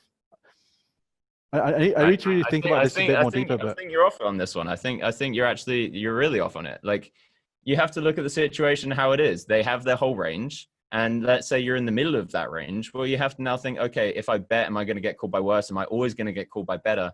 How much do I have to bet to get called by worse? How much do I have to bet? Would I bet to only get called by better? You have to take into account their whole range and then make an intuitive decision. What is the best size I can go based on that range? That's the only way you can do it, because otherwise you're not in reality. You're only paying attention to part of it. I need to think about this more deeper, but I feel like my gut is telling me to disagree with you. You're very welcome to. But this is something that I've been teaching for an extraordinarily long time and been thinking. No, I don't. I'm not saying that you're wrong. I just feel like I need to think about this more deeper to understand exactly what you're saying and where I'm fully disagreeing with it, because I really do believe in my approach of what is the largest size is still called worse. That could be a small sizing. Okay, But so let me try and think of a specific example here that I think would probably disprove your theory. So and let's say equally, that, the reverse of that is also true. Is that when I'm getting into bluff, it's the what is the smallest size you can get away with that optimizes that. So it's just the yeah, I still reverse. think that's really missing the point. Okay. So let's say you're on a river. You know that you've got top set. You know that he can either have third set, or he can have, top pair, or he can have an overpair. What you're saying, what is the largest size that you can get called by worse? You'll only be looking at when he has third set. You won't be looking at when he has an overpair, or when he has second pair, or whatever I said. Whereas when you're It's paying, very, very hard for me to get in the spot versus top third set with no, like, as the river, if I've just tripled off, for example, I would expect him to have been more aggressive with third set before this. So on the river, I'm usually only targeting there are the some top pairs. situations where you're like, okay, a set would only ever check call in this spot. You always get in those kind of situations. So bear with me in this hypothetical, so I don't need to think of an actual whole hand history. Yeah. But there are some situations where they have a wide range. They have a really strong part of their range. They have a middle part of their range, and they have a low part of their range. You might be able to like 4x pot jam to perhaps get called by the top part of the range, but then the rest of their range, which they might have 95% of the time, is going to fold most of the time. So what you're saying is try and go the biggest size that you can to get called by worse. Well, you'll have to 4x pot jam if that's the logic that you're going to be using. What I'm saying is pay attention to the whole range, take a holistic view of this, and then say, okay, what is the size that will optimize, get the most value out of all of these? Maybe it's like you ignore the bottom part of their range and say, okay, we're not going to think about that, but we're going to go with 3/4 because that will get the top part of the range and the middle part of their range. I'm struggling. And that still is a simplified version because, ranges, they're a continuum, they're a spectrum. So this is where intuition has to come in. You can't just think, what is A plus B equals C? You have to think, okay, here are all the variables. Stop thinking for a second and see what answer comes out of your brain. And what I found actually is that a lot of very low ranked poker players still have a really good intuition for this when you break it down like that. I agree with you that a lot of, so especially people that come from live poker that kind of start playing start playing online, have incredible intuition, have incredible feel for like what ranges look like and what people are doing in a lot of spots. And it feels like people go into this sort of like, right, now I need to figure out GTO, I need to figure out balance, I need to figure out all this kind of rubbish. And then you kind of go full circle and you're like, there's bits of this that I need to know, there's bits of this that I need to know. But at the end of the day, if he's never folding, don't bluff. Like one of the biggest things I always say to my students is never stop playing poker. Like poker is, never forget that if they're not bluffing, don't call. Don't call the river if he has zero bluffs. Right. And I've watched some of your streams, and honestly, I think you think about poker intuitively in very similar ways that I do. Because I feel like there's something here that I need. He could have this, he could have this, he could have this, so I'm going to do this. And I think your intuition's like very, very good, by the way. Thank you. Yeah, no, you're welcome. So I want to give you a thought experiment that really helped me, but I want to try and do it some justice. And I'm still thinking about what you said because I want to get back to that, but I might need some more time on that one to think about that. Yeah, it's okay. We can talk about it another time. It's fine. But so essentially, what I try to do in every spot now is solve it in a way that I have one question in my head that I have to solve, whether that's with my intuition or logic or whatever it is, but I need to have one question that summarizes the spot and what I'm trying to achieve. So for example, let's imagine you had a supercomputer, your magic intuition of whatever that comes from, and you get to ask it one question, but only one question. So you have to word the question very carefully in order to get all the information in. What would the question be? So let's start with, like, say, raising under the gun. Like, what would you ask it to know the exact answer, what you need to raise under the gun? And that's really the question that you don't have to solve, because this could change, right? Based on your table, based on your stack sizes, based on your the people at the table, based on if the guy's drinking, who's the whale. Like, there's all these factors that could theoretically be in this question, but this question has to encompass all of that. Okay. Does that make sense? What I'm trying to ask you? It makes sense. Can you give an in-game example? So I'm just saying, like, I'm asking the supercomputer, what do I raise under the gun? So how do I frame that question in a way that gives me the right answer every time? I mean, what's the most profitable? Or what's the least profitable? That's a simple one. So now we go to, like, betting. Like, when I'm solving where I want to bet, like, what am I trying to achieve by betting? So why do you bet in poker? Like, what if I'm on the flop and I choose to bet versus check? Why? What are the reasons for betting? What is the least amount of reasons you can give for betting? I'm trying to make the most money. Yeah, but like, you could bet to make money, but my two reasons, I think the lowest I ever got it down to was two reasons, which was either to increase the percentage of times I win the hand by more than 50%, or to increase the size of the pot. I think those are the only two reasons for betting. I don't like it. Why? I think those are the lowest two. I think there's a good article about this actually. I don't like it at all. That doesn't feel right to me. Because you can bet for protection, you can bet for value, you can bet for to set up another bluff. You can do all sorts of stuff. But I think that's all encompassed in increasing the chance that you win the hand by more than 50%. So when those two reasons are not true, you know that it's a check. I don't think that increasing the chance that you win the hand by more than 50% is even always accurate.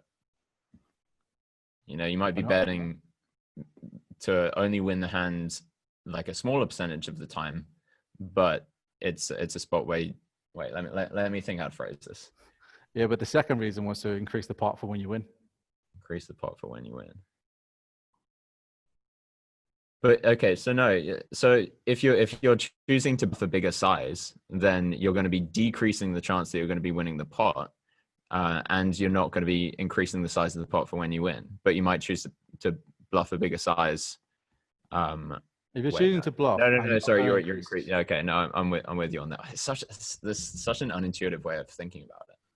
Okay, so I'll bear with you. I haven't given this enough thought, so I don't completely disregard it. So how would you utilize that thought process in an actual game? Well, if those two reasons aren't true, then I know that I have to check. How do you know if those two reasons are true? If I can't. So we're getting into some deep stuff that I didn't plan thinking about right now. Yeah. In terms of theory and logic, because a lot of this now I've thought about in the past, and I built up my intuition on top of it, if that makes sense. And these are just little things that I just think about in the background when I'm thinking about hands. And like sometimes you can be like, okay, I can't bet this, but then one of the biggest lessons I had in poker was just trying to play 500 zoom. And I remember I was just in a spot where I'd have a bluff and I wanted to bluff, and I bet the river and I'd just get called 100% of the time. I'm like, why do they always know that I'm bluffing? And then finally the spot happened the other way around. And I was like, oh, great. He's going to have to bluff me with loads of hands now. Here I am, ready to call.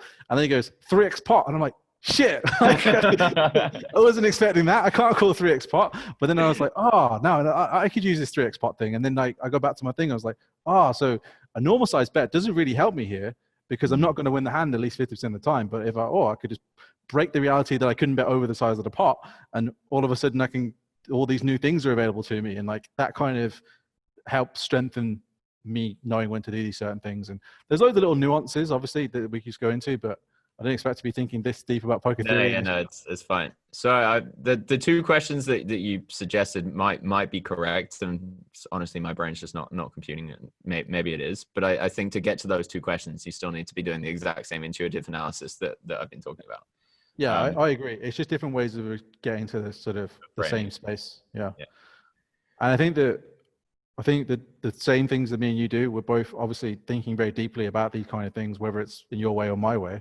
And we're both looking at the spot and then going, we're trying to weigh up all the information that we have available. Maybe you have more information because of all the sort of intuition stuff, etc. But our approaches sound very similar, I think.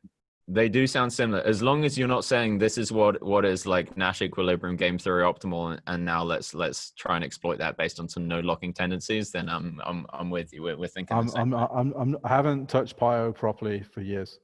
Okay, cool. Yeah, but funnily enough, using some of the intuition that I have now, that most of the time, a lot of the stuff that I do now, I look at Pio and go, oh, look, I'm doing the right stuff. Dude, I get that so much. Like Ben does Pio a lot, and he used to mess me a bunch, just being like, yeah, no, Pio's just doing that thing you did ages ago in the spot. Prince apparently.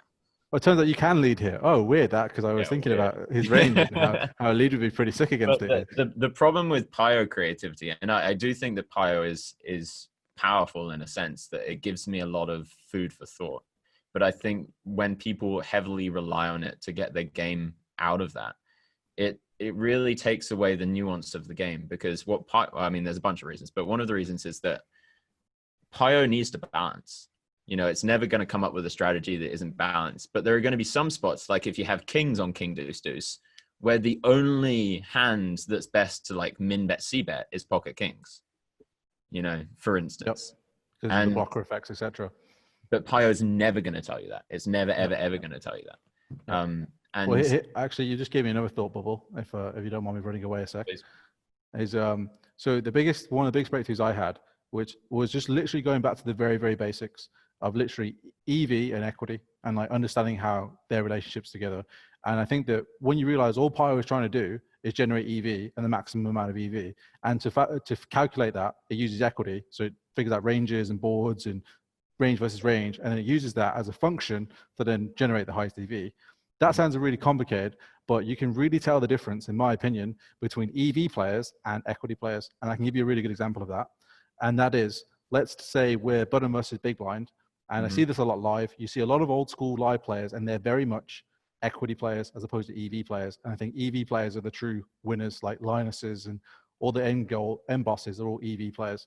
And so what a live player will do is, let's say you open the button, big blind defends, and the board comes, say, I don't know, ace-6-3 rainbow, and you see bet as the button. Now, if you've got king high here, like king queen, an equity player goes, oh, there could be a head here, so I guess I have to call at least one bet. Yeah. And you see that a lot. An EV player goes, oh, I'm out of position. The guy's going to keep firing. I'm just losing a bet here most of the time. So I'm not going to continue with king queen, but maybe I will continue with like 8-7 suited, because it basically achieves the same thing, except I can turn more equity, I can lead more stuff, I can check raise more turns. And that is a big shift in the way people think, because you shouldn't just call because you could be ahead. That is one of the biggest things I think old school people do wrong. They get stubborn, they go, oh, king high, can't fold an ace high board yet. Or even ace high on certain boards where it's like, oh, it's deuce, deuce, 3. I've got a call with like ace jack. Yep, that's probably fine a bunch of the time versus certain situations. But if you're doing that versus under the gun or versus an aggressive player, you're just giving them free money. And that was a big thought shift, because you can take that into so many different spots and use that logic of going, am I doing this because I think I'm ahead, or am I doing this because it's the right thing? That helps all your combo choices, that helps all your future actions, that helps you think about what they're doing on next streets. And then instead of thinking about equity, you start thinking about EV, and then you're like, oh, I can check raise ace jack, or I can check raise king queen here. It's the 6th spot to do this because he doesn't have ace king and king queen as much. Maybe that's better than calling. And yeah that really opened my mind. Just a little tidbit of advice of people listening though. Try not to think about poker like that until you're up a bit higher, probably. I completely follow what you're saying, but even to me, somebody that's obviously like very good at poker, it's taking me a couple of seconds to like completely process and understand.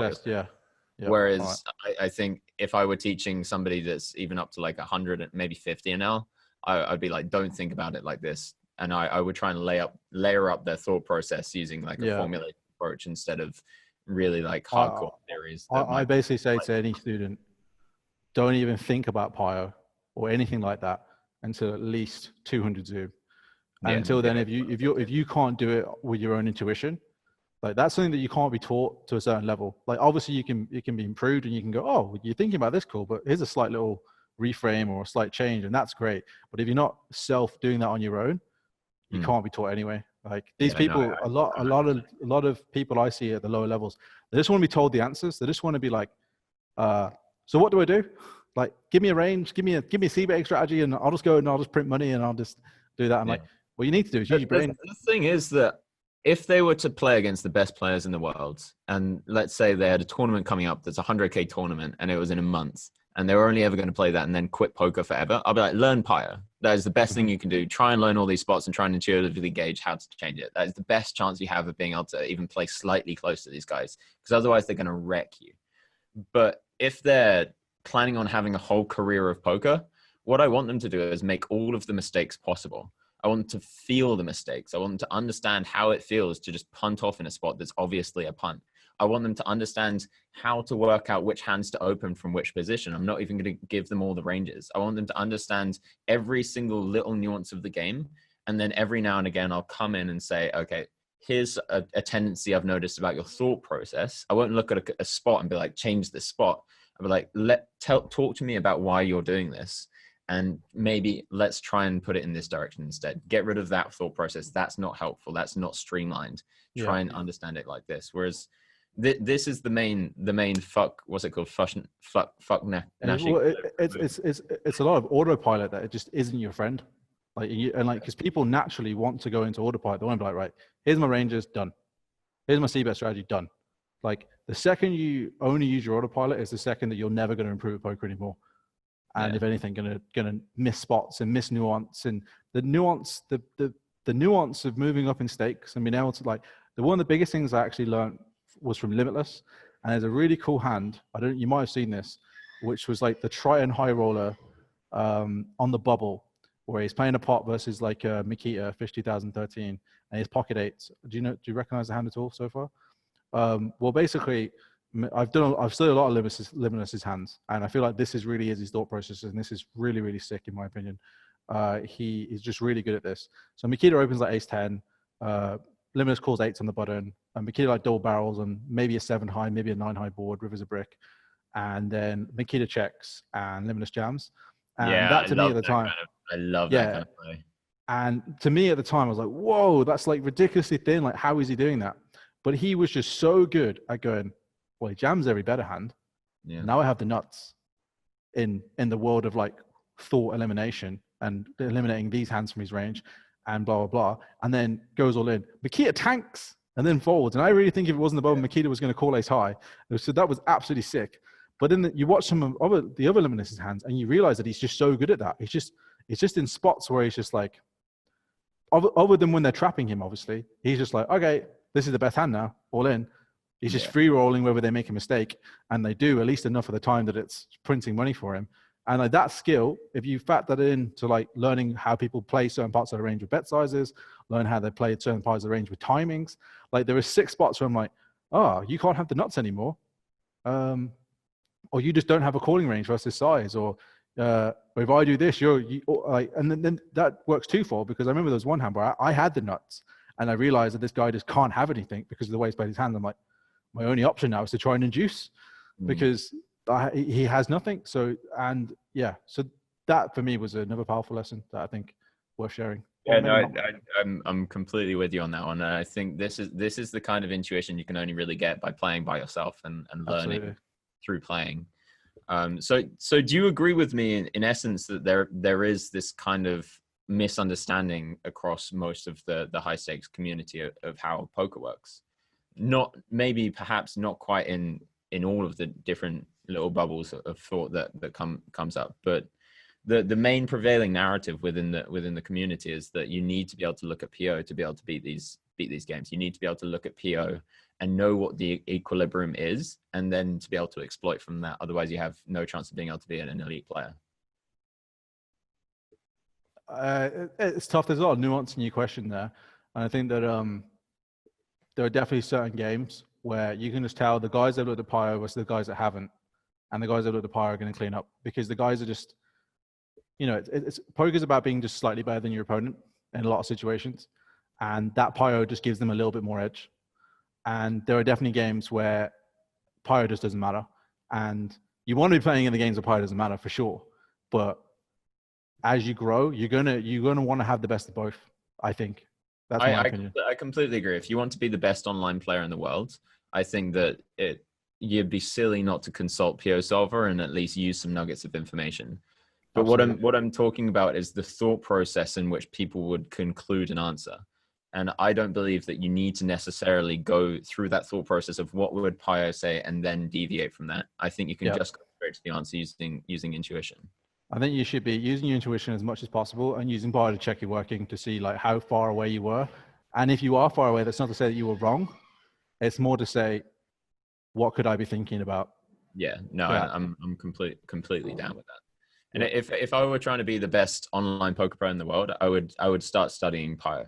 But even then, I would be wary that it would start messing with my thought process. And I also have a pretty strong belief that you can be near the best in the world online and still the best live without looking at PO Solver once. Like I'd wholeheartedly agree with that. I'm very confident that I'm better than most of the 500 Zoom regs. in terms of win rate, just from my intuition, and that I haven't looked at bio. Yeah, I would agree with that. I had a thought then, but I've lost it. This must be Sorry. nice to have a thought. It's gone. So anyway, that aside, poker aside, and it's nice to know that you're actually kind of in the same camp. I thought we were going to have like a proper GTO versus fuck GTO, but you're more just like, actually, it's Nash equilibrium. That's exactly how I speak. Be a very good point. How I speak. No, but it's cool. It's cool to be able to use, because like, you know, the Joe Ingram way of using GTO, and it's like, oh, what's the GTO way of like doing your laundry and doing your diet and stuff? Like that makes sense if you're using it in a way that's just making the best decision. I guess the thing stopped lagging. That's good. Yeah, no, I'm with you. If we're using that definition of the game theory, and I'm completely with you that I might just have not known what the definition of the game theory is, but I'm using the same definition the rest of the poker world's using. So yeah. Myself. Yeah, I think the poker world just needs a slight, but it's never going to happen. They're always going to think that it's kind of nice, I think, for players that are scared of the, you know, holder manager, they're scared of Pio, and it's like, it's just a big like, oh no, all these players are studying and using HUDs and they're all going to beat me because of all the science, but I can still win because fuck GTO, and that's better. It's a nice way for them to think about it. Like I see party poker, they're trying to eliminate HUDs, and I play out of HUD. Like I've used HUDs. I use HUDs mainly for tracking my hands and looking back and seeing what I could do better. I'm not that interested in someone's 4-betting me too much or 3-betting me too much or opening too much or c-betting too much. Like I don't think about that side of it too much, because I think that's just, everything's very situational to the board, the sizing, the timing, all the factors still. Sample. I mean, HUDs can be handy. Like that if somebody's like way over probing a turn or way over barreling rivers or something, like it's handy to like then use your intuition on top of that and be like, well, they're probably not over barreling this river, they probably are over barreling this river. Like that kind of for sure. Really but like to have a crusade against HUDs, for me, it's just like, they just don't matter. Maybe that makes the live players feel a little bit better. I think I think it's ethical to get rid of HUDs because recreational players don't know about them. So they're playing a game where everyone else has more information than them. They don't even know. Yeah, sure. I see that, but I just don't see them making that much of a big deal. It's still unethical, right? You know, even if you had one out or one blocker that you knew that the recreational players didn't know, if you always knew that this card was out, then you'd have an edge that's unfair. That seems like a bigger edge though than the HUD. One block you think is a bigger edge than having a HUD against a recreational player? No way. Yeah, I do. I think that. Whatever. That aside, let's go on to a different topic, because it feels like we agree more than we disagree on poker, and that's just not fun. Well, might we disagree? You take psychedelics, sir. Tell me about it. Well, do you want me to talk? Okay, so I guess I'll tell you my drug journey. So the first time I ever took weed was in Amsterdam legally. Took a space cake, didn't work, so I took another space cake. Turns out the first one did work. How old were you at this point? Would have been 18 or 19. Okay, solid. Uni trip at the end of it. Yeah, it would have been 18. I finished my drug dealing days by that age, but you know. Yeah, took a space cake and just basically had laughing fits the whole time. I thought the Tetris song was following me around Amsterdam. My friends thought I was making it up. But there was a man with an accordion on the other side of the road, so it turns out it was that. Yeah. Yeah, and then did a peddler race at the Anne Frank Museum, and yeah, it was pretty fun. I've never smoked though. My mom was a smoker; she's quit smoking, and the idea is I've just never been pro. Smoke cigarettes, you mean? Yeah, I've never smoked, so I've never smoked weed either, because I've just never smoked at all. Yeah, I've never smoked. So I'm not against weed. Huh? I've never smoked a cigarette. No, you smoked weed? I don't do any drugs, but I never got into weed. Yeah. No, I would do space cake. Like, for example, people do them a bit more in Vegas now because it's legal. I'm not against that. I haven't been around to doing it. First time I took mushrooms was in, do you know much about Thailand? You got to go, man. It's incredible. I can't wait.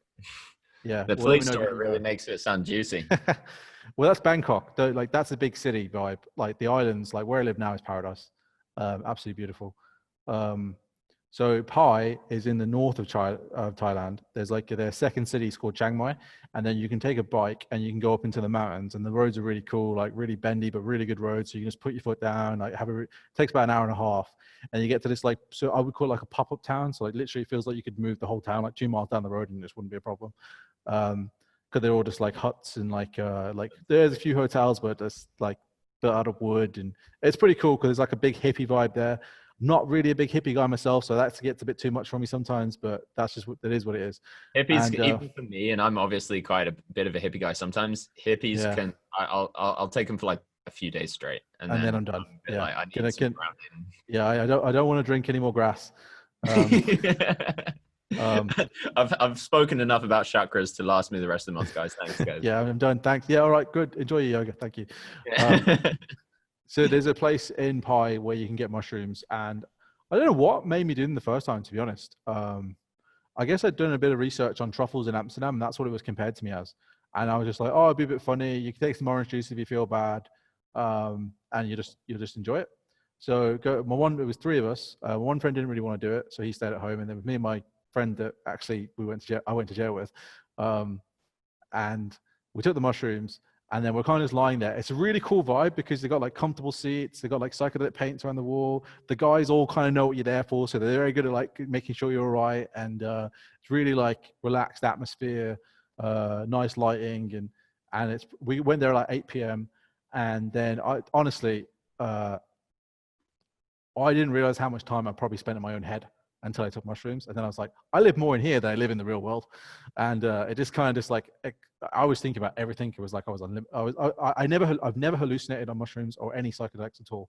I don't know if it's because I won't let myself, or because I have too much control, or because that's not where my brain wants to go. But my brain just literally just goes into my own thought bubbles, and I just go from like, instead of just thinking about the next thing, I'm thinking about the next 10 things, and I'm just like, whoa, what about this? No, wow, that's incredible. And like, I just sat next to my friend, and every now and again we just look at each other, and then we wouldn't even have to say anything, but like, oh yeah, and then we'd just go back into our own little worlds, and then it was pretty cool. Did that for like 4 hours, and then the bar closes, and you have to kind of walk back into Pi because it's just outside Pi. It's about like maybe 300 meters walk back in, which is really cool because then like the party life starts lighting up in Pi, and then you're just kind of walking through, and they're like trying to get you into bars. I'm a bit like, please, I'm not ready to talk to human beings right now.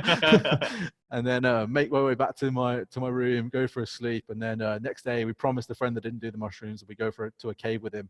And the only thing, you don't get to come down, but it's more that you I'd say that, especially because it was my first time, and I was just like, whoa, my brain was just fried. It was just the next day I felt like I'd slept.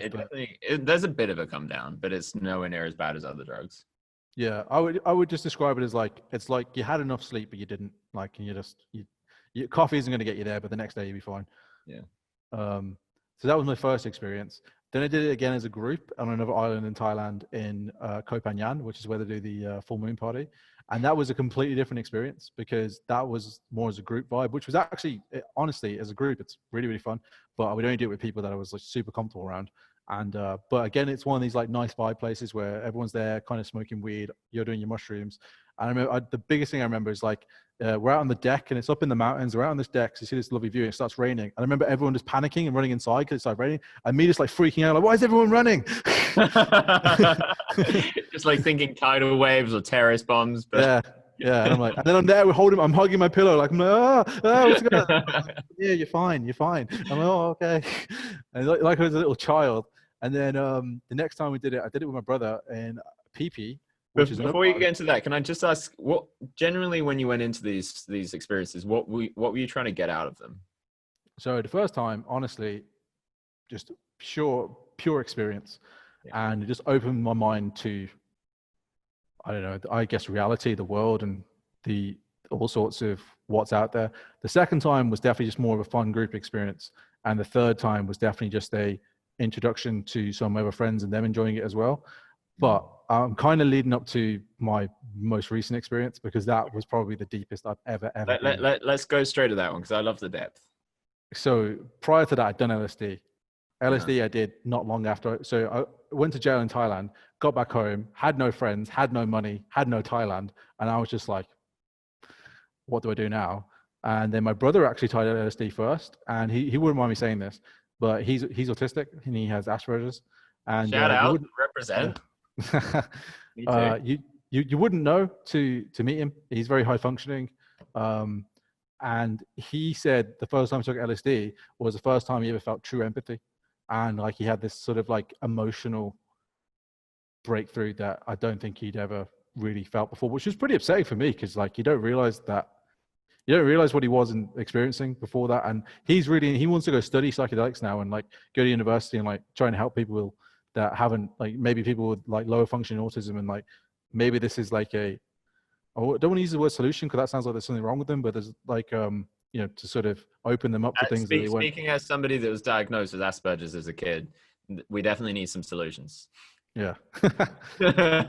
we have quite a big host of problems, and I do believe that Asperger's is just like it can be temporary. I think you'll always have intimations of it if you've had it at some point in your life, but I think that most of it is stuff that can be learned. You just haven't learned how to socialize like other human beings because I would agree with that based on my experience with him as well. Like he definitely does fall into his routines and is hard to break some of his sort of like his new thoughts and stuff like that. But when he's definitely grown so much as a person since trying LSD, and I describe it to people as like a muscle. Like one of my friends recently did mushrooms and he was just like, wow, I just didn't, wasn't expecting that. And I was like, yeah, but now you know where your thoughts come from. If you let them grow back, they're going to just come back. Like it's something that you have to kind of like actively work on in order to improve as a person, if that's what you want to do. If you just let it go back to normal, then fine. But if you don't want that to go back to normal, this is your chance to, but it will if you don't work on it and don't meditate and don't think about things. And okay, so LSD, I didn't go through ego death. I don't know if we want to talk about what ego death is before we go any further. It's hard I think ego death is a lot rarer than people think. Yeah, my brother believes he went through it when he first did the LSD trip. He said he didn't have a choice and he lost who he was as a person and came back and it was terrifying. And I believe he went through it. First time I did LSD, I felt like the way I would describe it is that I was at the edge of a bubble. And if I had to go through the edge of the bubble, I would have had to die. And I knew that was coming. So I just diverted my thoughts to the other side of the bubble and went back and forth around the bubble. So I didn't have to go through it. Yeah, for sure. 100% pussy. But I felt like I had more control because of my experience with mushrooms in the past. And maybe that's true. I don't know. And then, okay, so my most recent trip, I didn't know I was going on a trip. I was taking a friend who I felt had never done mushrooms before. And I was really excited for him to do it because he had a real job. Now he's playing poker and he had a lot of thoughts habits that and he wanted to do it now. It wasn't like I was pushing him to do it. I never would push anyone to do it, but he was ready. And it was exciting for me to just kind of like go through that with him. And I wanted to like guide him through certain things and it would have been really fun. But he didn't want to do it alone, obviously. So I was in it with him. And oh my God, did I go on a trip. So this for me was like, I was going to be like, I've done it as a group before, done it on my own before. Like this is going to be another group experience where I'm going to enjoy this. And then every time I'd done mushrooms in the past, I'd explored more and more of myself. And I got to sort of more and more of my like, I don't know, like certain things that I want to maybe work on. But this time it was like, I'm not saying I'm perfect by any means. This is completely not what I'm saying. It was like, I'd already dealt with all those things and I kind of had them all come back. And the best way of explaining it was all my thoughts came back and like they were there, but they were like, you already dealt with these? These are like your old friends that just come to say hi again. Like you can go further now if you want to. I'm like, well, I'm not sure I want to go there.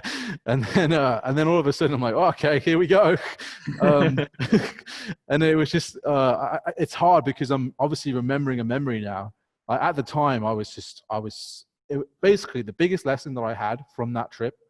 And I'm remembering a memory as opposed to like being in that moment. Because that moment was just the most incredible moment I think I've ever had. Even my friends were like, you were just gone. And I was like, yeah, it was because I was the most relaxed I could be. It was the most I've ever been accepting of myself as a person. I know that sounds hippie, but that is really, really true. And I have to give a massive shout out to Rowan for that as well, because I've been working with Rowan. Shout out to Rowan. For the last I've been working, and that I only found Rowan because of your podcast as well. Funny how the universe works like this. And so for me, he's been really helpful. And it was the first time I did mushrooms, and I was like, I don't want to, it's not that I don't want to work on myself, but I'm just happy with the work I'm doing and I'm content. And it was like, now what is there to see? And I was almost challenging them. I was like, all right, show me what you want to show me. And it was like, all right, well, and I literally got to the point where I was like, right, I'm going to try and bend reality. This sounds really, really freaky now, but I was like, what can I do? I was literally at the point I was like, right, I want to make a lightsaber appear out of thin air. I know this is just getting wacky now, but I was just like, how far can I really take this? And I was getting, and it was getting to some sort of level of like, yeah, maybe I have to go to a different reality to make this a thing. And I was like, maybe I don't want to leave this reality just yet. Maybe I'm quite happy here. And then I was getting scared again. And then I was back in the room, and then I was out of the room, and I was back in the room. And then, but yeah, I had this, the biggest thing that I was thinking about was how to, what I ultimately think that people do what they want to do. And if they're doing something that hurts them or doing something that doesn't hurt them, they're doing it because deep down they want to do it. Now, if you take mushrooms, it's cool because you can see why you want to do that, and then you can get to the root cause of that, and maybe you want to change that, and that helps you change that. And that's something that I've done previously with mushrooms. But I think the hardest thing to do is not just change what you want to do, is to change you as a person.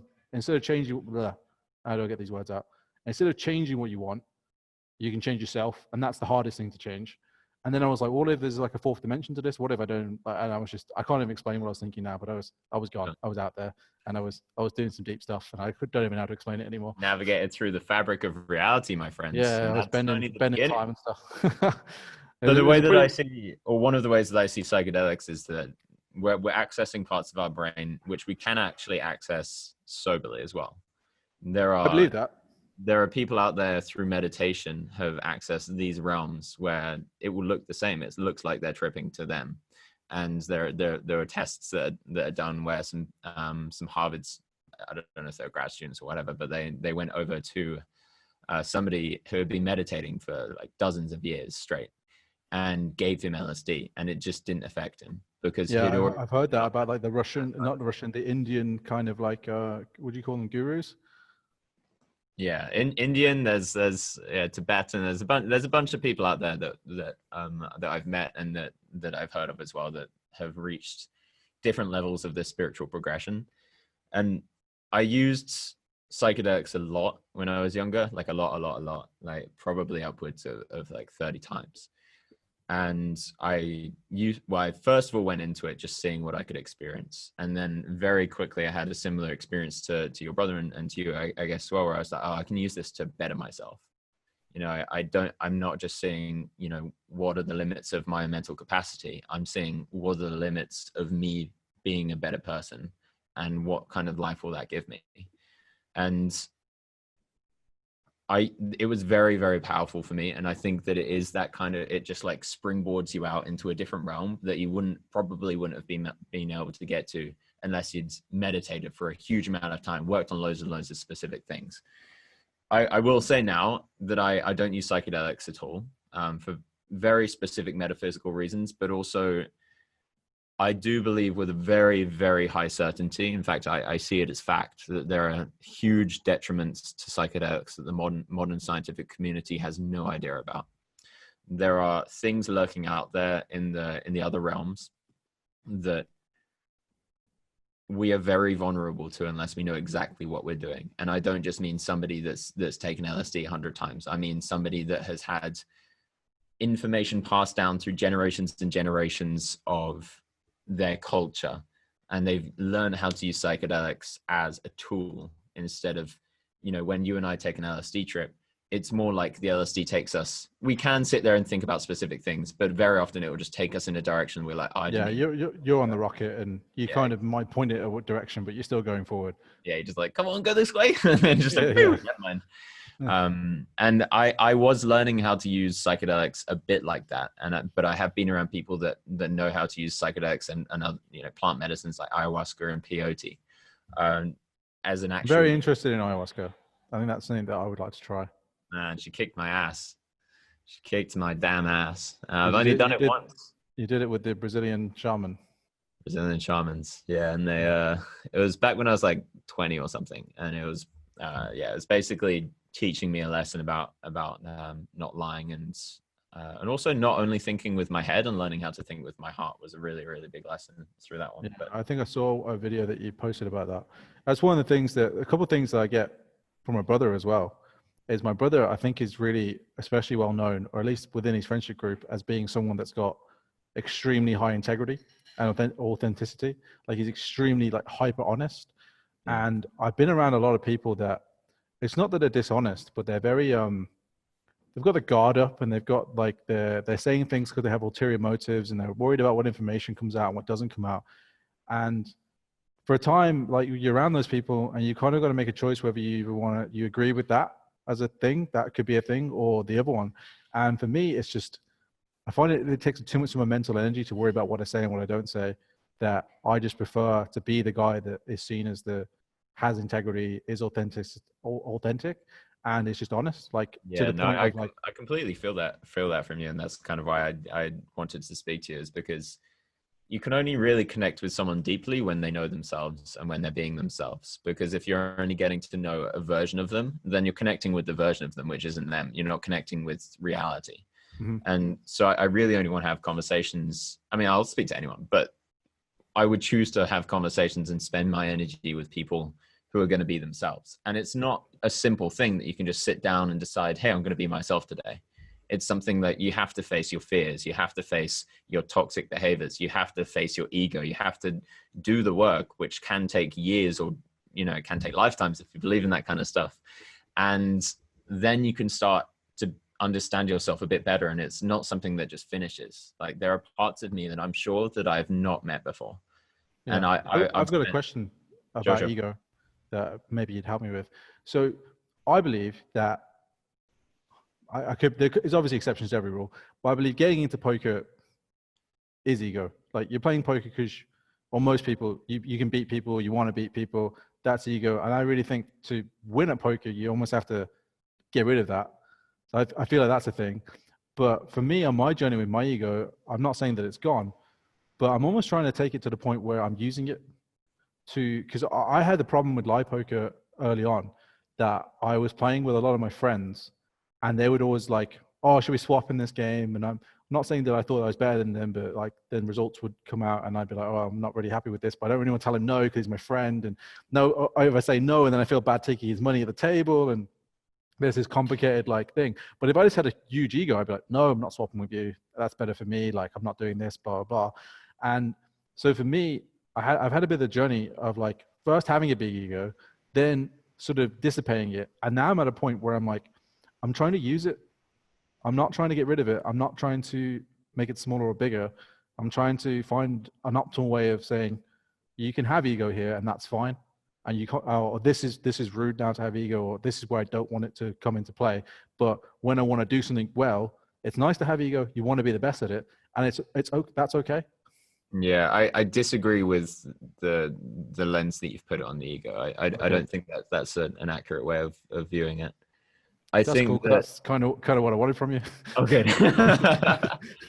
I think that, so the ego is always going to be there. It's like the monkey part of us. It wants to climb the social hierarchies, and it wants to do this thing, and all of these things. I think that the goal is, if you want to be improving, or if one wants to be improving oneself, is to be able to almost like soothe the ego. So you're not making decisions and you're not speaking with that part of your mind or that part of your existence coming out. And I don't think that in the situation that you gave, for instance, where you have to tell your friends, I don't want to swap with you. I think you can definitely say that without ego getting involved. You can say, I don't think it's in my best interest, and I don't want to deceive you by pretending that it is in my best interest. So I'm going to be strong. And I think that's one of the things that people really struggle with when they do eliminate their ego. They then almost get a bit weak. They get taken advantage of, and they become a person. Yeah, that definitely happened to me for sure. And I think that learning to get rid of the ego is a part of it, but you also have to strengthen up the rest of yourself. So you have to be the kind of person that can hurt other people.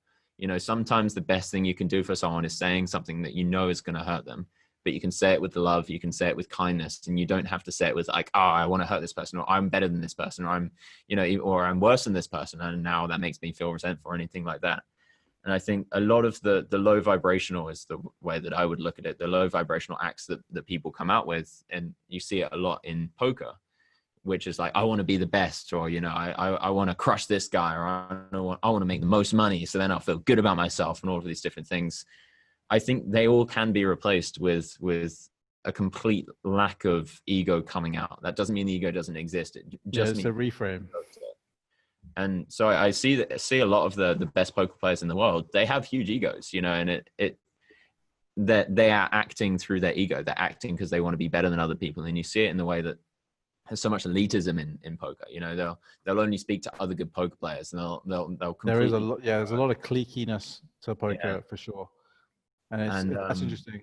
But the other thing as well, sort of segue to ego, is that in some of the super high stakes games, you do see a lot of the more balanced side of it as well. They're very like, if you're in this game, they assume that you're also a good player. It's like you almost get that credibility by even being in the game, which is kind of cool. And I've always wondered how that kind of transpires to the business world, because the people that make it to the top, are they the super elite monkey brain ego guys, or is there a balance there as well? I think there's a lot of people, especially up until maybe like 5 years ago. I think capitalism has really selected for people that are predatory, because it's a lot easier to be a predator that's exploiting people and just trying to make as much money as possible than it is to do the work that's required to get to the point where you're pretty damn enlightened. So there are a lot of people who are on their path to enlightenment. And, you know, you'll find this in the hippie community. You'll find it in like shamanic communities, things like that. But they don't actually have the drive to become super successful business people. You know, they're much more content holding hands, singing Kumbaya. And so what I've ran into is that, especially in the charitable sector, but also in the business sector as well, you do get the odd gem within the diamond within the rough. People who have worked on themselves that are just in this to do good in the world. But they're also really competent at what they do. So that's the kind of person that I look to do business with. But most of the most successful people in the world, I think, are doing it for really non-pure reasons. And we just have to hope that they take enough ayahuasca or they do enough meditating in the future. So that's interesting, because I would have expected, I don't know about like direct business people, but because things are getting so competitive now in a lot of fields, like, and even in poker, I was going to say that some of the people at the top now are not just working on their poker game, but they're working on their mental game and they're working on their physical game. Like the fitness levels of some of the best people in poker, I would say that if you took the 1% of poker, top 1%, I would say that they're above average in fitness. Then 100% say that. Than other parts of the world, and I don't know whether that could be polarized though. I've seen some people turn into kind of potatoes. Yeah, for sure. Resting their laurels a bit. Yeah, and I don't know whether that's a thing in business as well. I would imagine that, because I just remember being a consultant, and there was definitely people that were all in on their fitness as well. And then I don't know, it becomes like a general roundiness of as a person that they just associate with, like, all right, they get the job. To get better at they can't do much more at the job anymore, so let's work on the fitness, and then that helps them with their job because then they're in a better place mentally, and it all kind of works together. I think, you know, if competition is truly perfect, then the people at the top are going to be the ones that are working on all of it as well, right? So one light I might shine on that is that you can separate it into two things. You can separate it into a group of people who are trying to work on competence and a group of people who are trying to work on being like a better person, and they can cross over for sure. But I do think there's a large amount of people that would see it as like, I want to be more efficient. I want to be smarter. I want to have a better memory and all of these different things.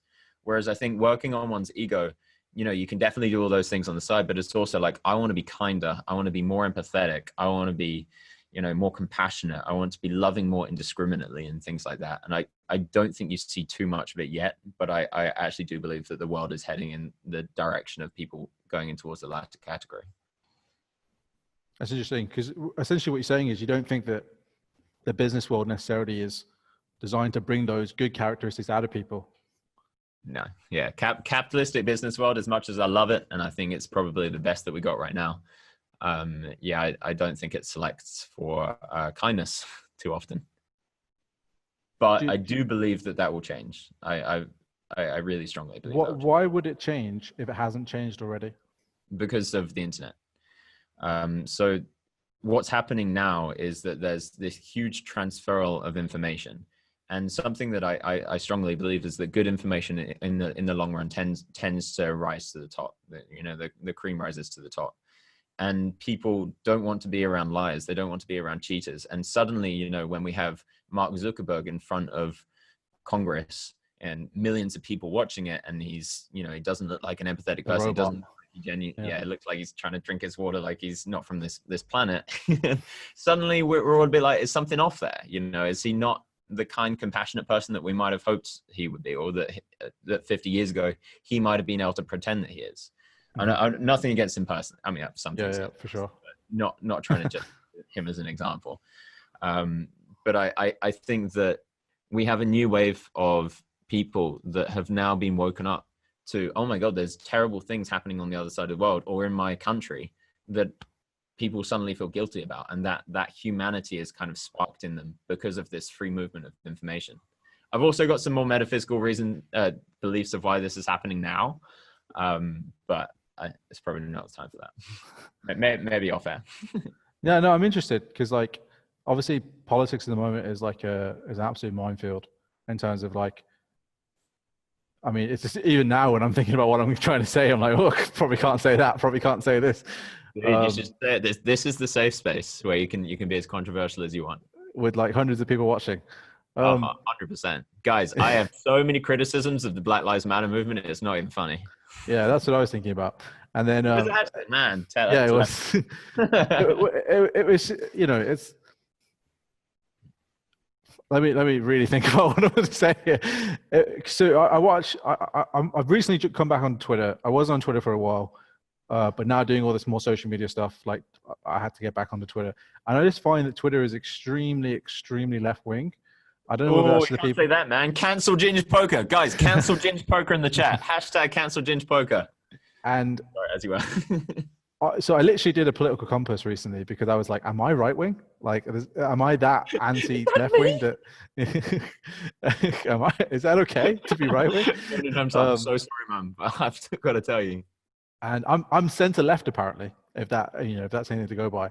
But like Twitter really makes me feel like I'm like right wing but I think it's because that you can say a lot of things that sound really good in like 2 sentences, which is a lot of what Twitter is. And I find that my YouTube content is way more like, there's one guy I watch called Louder with Crowder, and he does the Change My Mind. Crowder, man. Yeah, and he does, and I watch a lot of that, and I'm like, well, he makes sense. But then you go back over here, and like, that makes a lot of stuff though. I'm not here to endorse any extreme right or extreme left. It's just more that I feel like there's no home for the people. I feel that there's a lot of loud noise on the right and the left. And I like to think that most people sit in the middle, but the problem is that they're very quiet because the people get shouted at if they're slightly wrong. And now it just seems like it's getting extremely tribal. And my worry about the internet, as much as you just said you think it's waking people up, is I'm worrying it's going to make us more, and might be a good thing, it might be making us more polarized. As opposed to probably one of the most dangerous things that we have right now. I completely agree that's the demon that the internet brings with us, is that it's a lot more you find a tribe a lot more easily, and then the cancel Joe Rogan thing. That's ridiculous. That was so funny. Trying to cancel Joe Rogan is so funny. I mean, this guy literally has Bernie Sanders on one week and Alex Jones next week. Like how like how much more? Like the guy literally talks to anyone. Yeah, no, I absolutely love that, and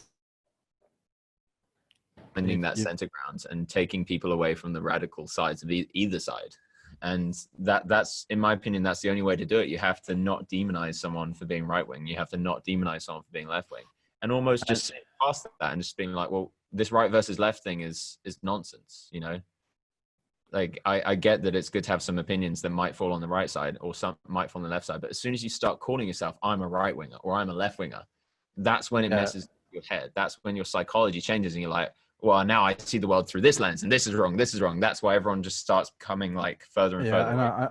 And I completely agree with you. And I find that one of the worst things about politics and social media and everything at the moment. It's just like some people post, I mean, again, with this Black Lives Matter thing, excuse me, there's a Black Lives Matter and then someone posts All Lives Matter, and this guy who posts All Lives Matter is like extremely left wing, and then just gets hounded by a lot of left wing people that say, you can't say that, you wouldn't say that all trees matter if the rainforest is burning down, you'd say that the rainforest needs to be saved, and you can't say All Lives Matter because it's racist. And I'm not saying what I agree with here at all, because it's a super controversial issue, but I was like, this guy is trying to do his best here, and screaming him down here instead of like explaining why he should or shouldn't do this in your opinion I don't know, it feels like that political discourse is just slowly fading away. No, I completely agree with that. And the worst part is it makes people scared to speak. And Yeah, there's a lot of, I don't want to speak on Twitter. Like I know whatever I say. If I say anything that supports right wing or anything that supports left wing, if I say something on the right wing, I'll get people calling me a racist or a sexist or a homophobe or a transphobe. If I say anything on the left wing, I'll get people calling me an SJW pansy. So I'm just like, I don't want to be here anymore. and that for me is difficult because I feel there's a lot of people in that camp, a lot of people, and those are the people that make up, I would imagine, most of the population, and we're just basically saying you can't speak anymore. Yeah, no, it's pretty. I mean, it's only on Twitter. Like, if you watched any of my streams where I just talk politics, like I'll speak to anyone and I'll speak about anything, and I'm not afraid of the cancel culture coming after me. But that's cool. I'm actually, there's a part of me, and this is my pure ego talking, but there's a part of me that's hella excited for when I speak publicly, when my charity goes public, where if somebody asks me about Black Lives Matter, I'll say my criticisms, or if somebody asks me about the right wing, I'll say my criticisms for sure, in a loving way and an understanding way. Like I fully support some of what both of these camps are doing, and I fully love the people in them. Like I genuinely have a lot of unconditional love for these people, but that's not to say that I won't criticize them. So part of my ego is just like, are they going to try and cancel me? I mean, that is literally, so that's another issue, right? Is the fact that Facebook and YouTube and Twitter have this almost government-like power to be able to cancel people. And there's no easy fix for this, because you can't just say you can say whatever you want, because then all of a sudden there's going to be hate speech and pedophilia and whatever else just comes out that you can't get rid of. And that's obviously not a place where we want to be. But at the same time, like, if they're just got the power to like blanket shadow ban or whatever they talk about doing to anyone that says something extreme, if cancel culture gets a hold of someone and there's a massive rally to get this person out of Twitter, then all of a sudden he's gone, and then there's no right-wing voices. And that, I'm not saying I agree with right-wing, but you kind of need some right-wing voices just for balance, right? If you just get the extreme left all the time, which is what it seems to be at the moment, it's an interesting space. Yeah, it is. All right, so let's see just if hopefully it's not lagging too much so people are still watching. Yeah, apparently still what. Do you guys have any questions before we end for Gingepoker? Not for me, but just for Gingepoker. What's your full name, by the way? Richard Shields. Richard Shields. Yeah, okay. And brother of Brandon Shields. Brother's Brandon? Yeah. Yeah. All right. So yeah, I completely agree with that, and I think that the way that democracy has stayed stable especially in England has been that we've had the left wing push forward at 100 miles per hour, and we've had the right wing put the brakes on, so it goes down to like 10 miles per hour.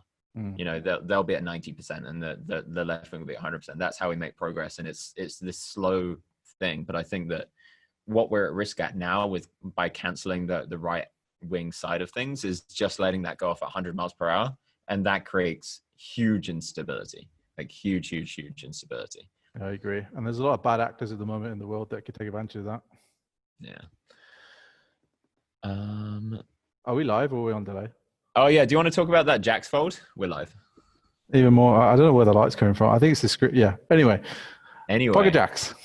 Pocket Jacks. So the action's been that you opened T3-bet check flop.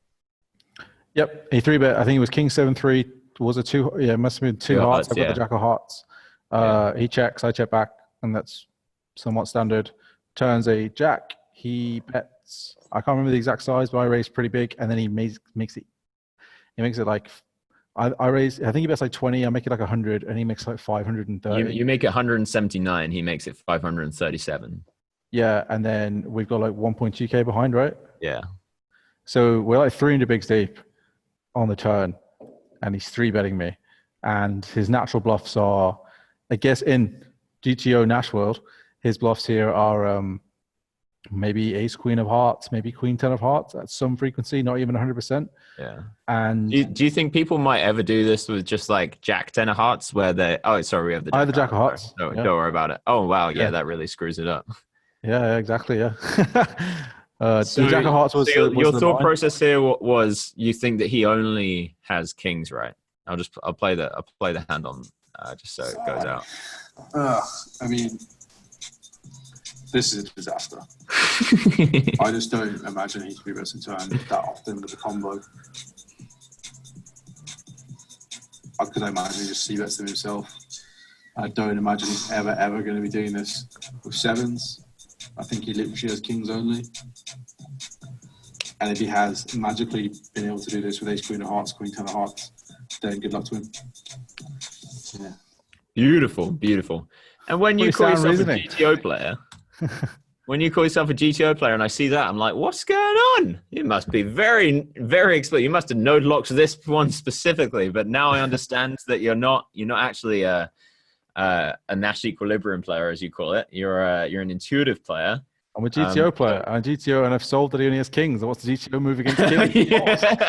I've done the calculations, and the optimal solution is that the optimal assumption is that he only ever has kings. Yeah, and then I folded because that's what my assumption was.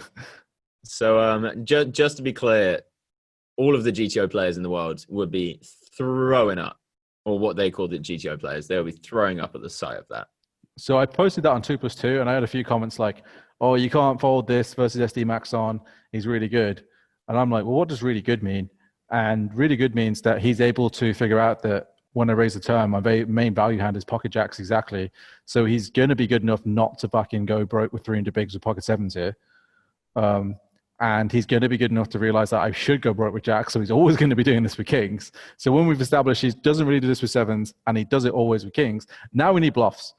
And when we're already at a low frequency, we're talking in game 3, we talk about trees, right? And we're in the tree where he's checked the flop. So when he's checked the flop, yes, I agree, you can check the flop at some frequency with like nut flush draws or whatever flush draws or whatever. So you can have maybe if we're being generous, it might be like half the time with ace queen of hearts, but that's being generous. Exactly. Realistically, people just c-bet most of their flush draws, and then when they get to the turn, they just go call and hope for the best. They don't go, I know, why did I make it really big, even though he's got a massive rejam stack that would mean that I have to even fold though he probably has jacks. Yeah. Even though he probably has jacks. If he rejams on me and I've got ace queen of hearts, I have to fold now, which is super annoying because I could have won the hand if I just called with probably close to the right price. Yeah. So all things considered, we can maybe, don't forget he's a really good player as well. So maybe we can give him some amount of bluffs. But even if he's got like one bluff combo, and let's say he's got one bluff combo. Now what do I do on the turn? Do I call and then fold on every heart river, or call and fold on every whatever bluffs I gave him, got their rivers, and then what does, and maybe he just doesn't bluff those rivers, maybe he just gives up all the time whenever river is bluffing, so I'm not getting all that money anyway, and then just go broke against kings every time. Is that enough? Like what people don't think about in poker is you're allowed to get bluffed. Like that's okay. Like in GTO world, if we can go back there for a second, if you're playing as a GTO bot on the river and he bets, and he has, and you're deciding, and you have a bluff catcher in your hand, like whatever you define as a bluff catcher, you have a bluff catcher, and you're playing as a GTO bot and he bets. A GTO bot is trying to make you indifferent between calling and folding. Therefore, your bluff catcher is worth 0 and your fold is worth 0. The only way that you can make money with a bluff catcher is he's over bluffing. So even if he bluffs you, if you fold 100% of the time on the river versus a GTO bot, unless he's trying to exploit you, which we already established he's not, it doesn't make a difference. It will never. I mean, if you have a blocker, then you can make profitable calls with a bluff catcher. Yeah, for sure. You need exceptions to the rules, opposed to just having a sure. Okay, yeah. And but basically, I teach my students, like, just if you fold 100% of your bluff catchers, unless they're over bluffing, which for sure people do, but not very often. Unless they're over bluffing, you just fold every one of them and not worry about it. Yeah, you have to be able to figure out when they're over bluffing and when they're under bluffing. So sure. just to break down from my perspective, why I think this is actually a really good fold is because, and you did say this as well, but I would expect him to think that you have some bluffs, some value hands like, potentially king jack, then pocket jacks a lot, and I don't think he'd expect to have sevens too often, but like potentially. So when that's kings as well, by the way. Yeah, you could still have kings, but yeah, expect them to bet quite a lot on the flop that deep. But so now let's put a little hat on from his perspective, and bear in mind these are very good players, but they're still human. Just for the people out there. So if he has the nuts, he's like, well, this guy might have jacks, and I want to get all the money in. if he doesn't have the nuts, he's like, well, this guy might have jacks, and every single hand that he can possibly have doesn't do well against jacks. He can have pocket sevens, which is like, well, this guy might have jacks. That is definitely what's going through that good player's head, or is almost definitely what's going through his head. So he's like, well, I could either use this hand as a call to pick off his bluffs and to, get another couple of streets out of king jack, or I could jam, probably make king jack fold, repping a set, potentially get a call from king jack, but probably not. And then definitely lose my 300 bigs against pocket jacks. So from somebody that has sevens, it doesn't make logical sense, or it doesn't make intuitive psychological sense for him to want to then shove the turn with pocket sevens. With a bluff, so 3-bet the turn with pocket sevens. With a bluff, I've never seen someone do that. It's just like when I've been watching somebody play, or I've been watching a final table, I've been watching highlights, you just never see somebody 3-betting a turn with a combo draw, planning to fold when it's that strong. I mean, I would say that I have seen that in cash, and you are starting to see that at the upper echelons of cash games. If it's Linus. Yeah, it is trickling down, and it is a thing, and it is something that I've definitely done myself, or at least I'm aware that I'm supposed to in spots where I don't necessarily do it. And would you have done it in that spot as him? No, because everyone just always has jacks. Yeah, because and also the stat depth is so important, because if he only goes broke against jacks here, it's still a burn. Like when he can it's just for sure good to just call. Whereas one might be a mistake and one's definitely not a mistake, and you're this deep and it's a really rare spot, you just take the one that just never is a mistake. Yeah. So for him to be making like a pretty reasonable play there with a combo draw, he would need to be thinking that you're folding a lot.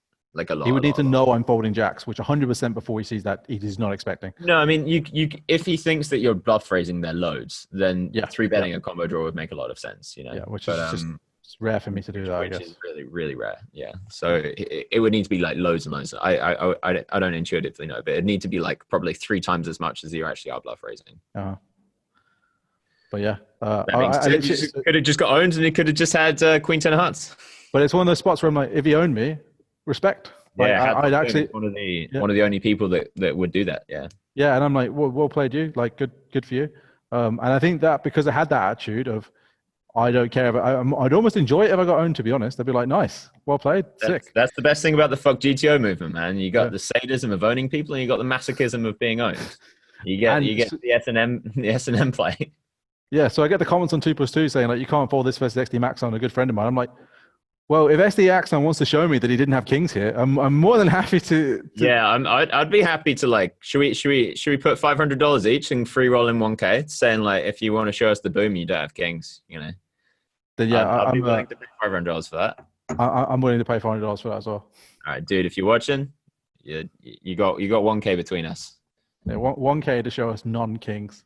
Yeah. Should we give does that mean if we don't see this in like a month that we can assume he has kings, or is there a way of getting out of it? We'll have to track him down.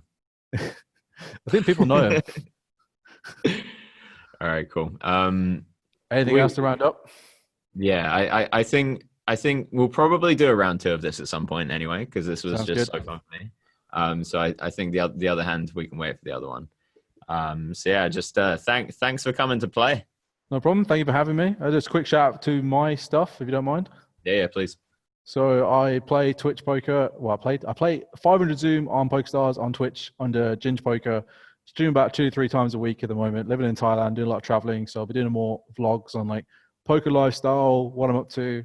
New video series on how to become a millionaire playing poker in 2020. It's coming out very soon. Very excited about that one. But it's going to take some work to get that done properly. And then moving soon. But if you follow me on Twitch, YouTube, Twitter, Instagram, it's all Gingepoker. But yeah, thanks for tuning in and watching along. What a pro streamer. I never remember to do that kind of stuff. And that's why you should go watch him, guys. He's a pro streamer. Sometimes I fold second set. yeah. If you want to know how to be the most exploitable poker player you can possibly be, so people can maximally take advantage of you, go check out both of our streams. Actually, sounds good. Thanks for this. Cool, peace. Cheers. All the best. Bye.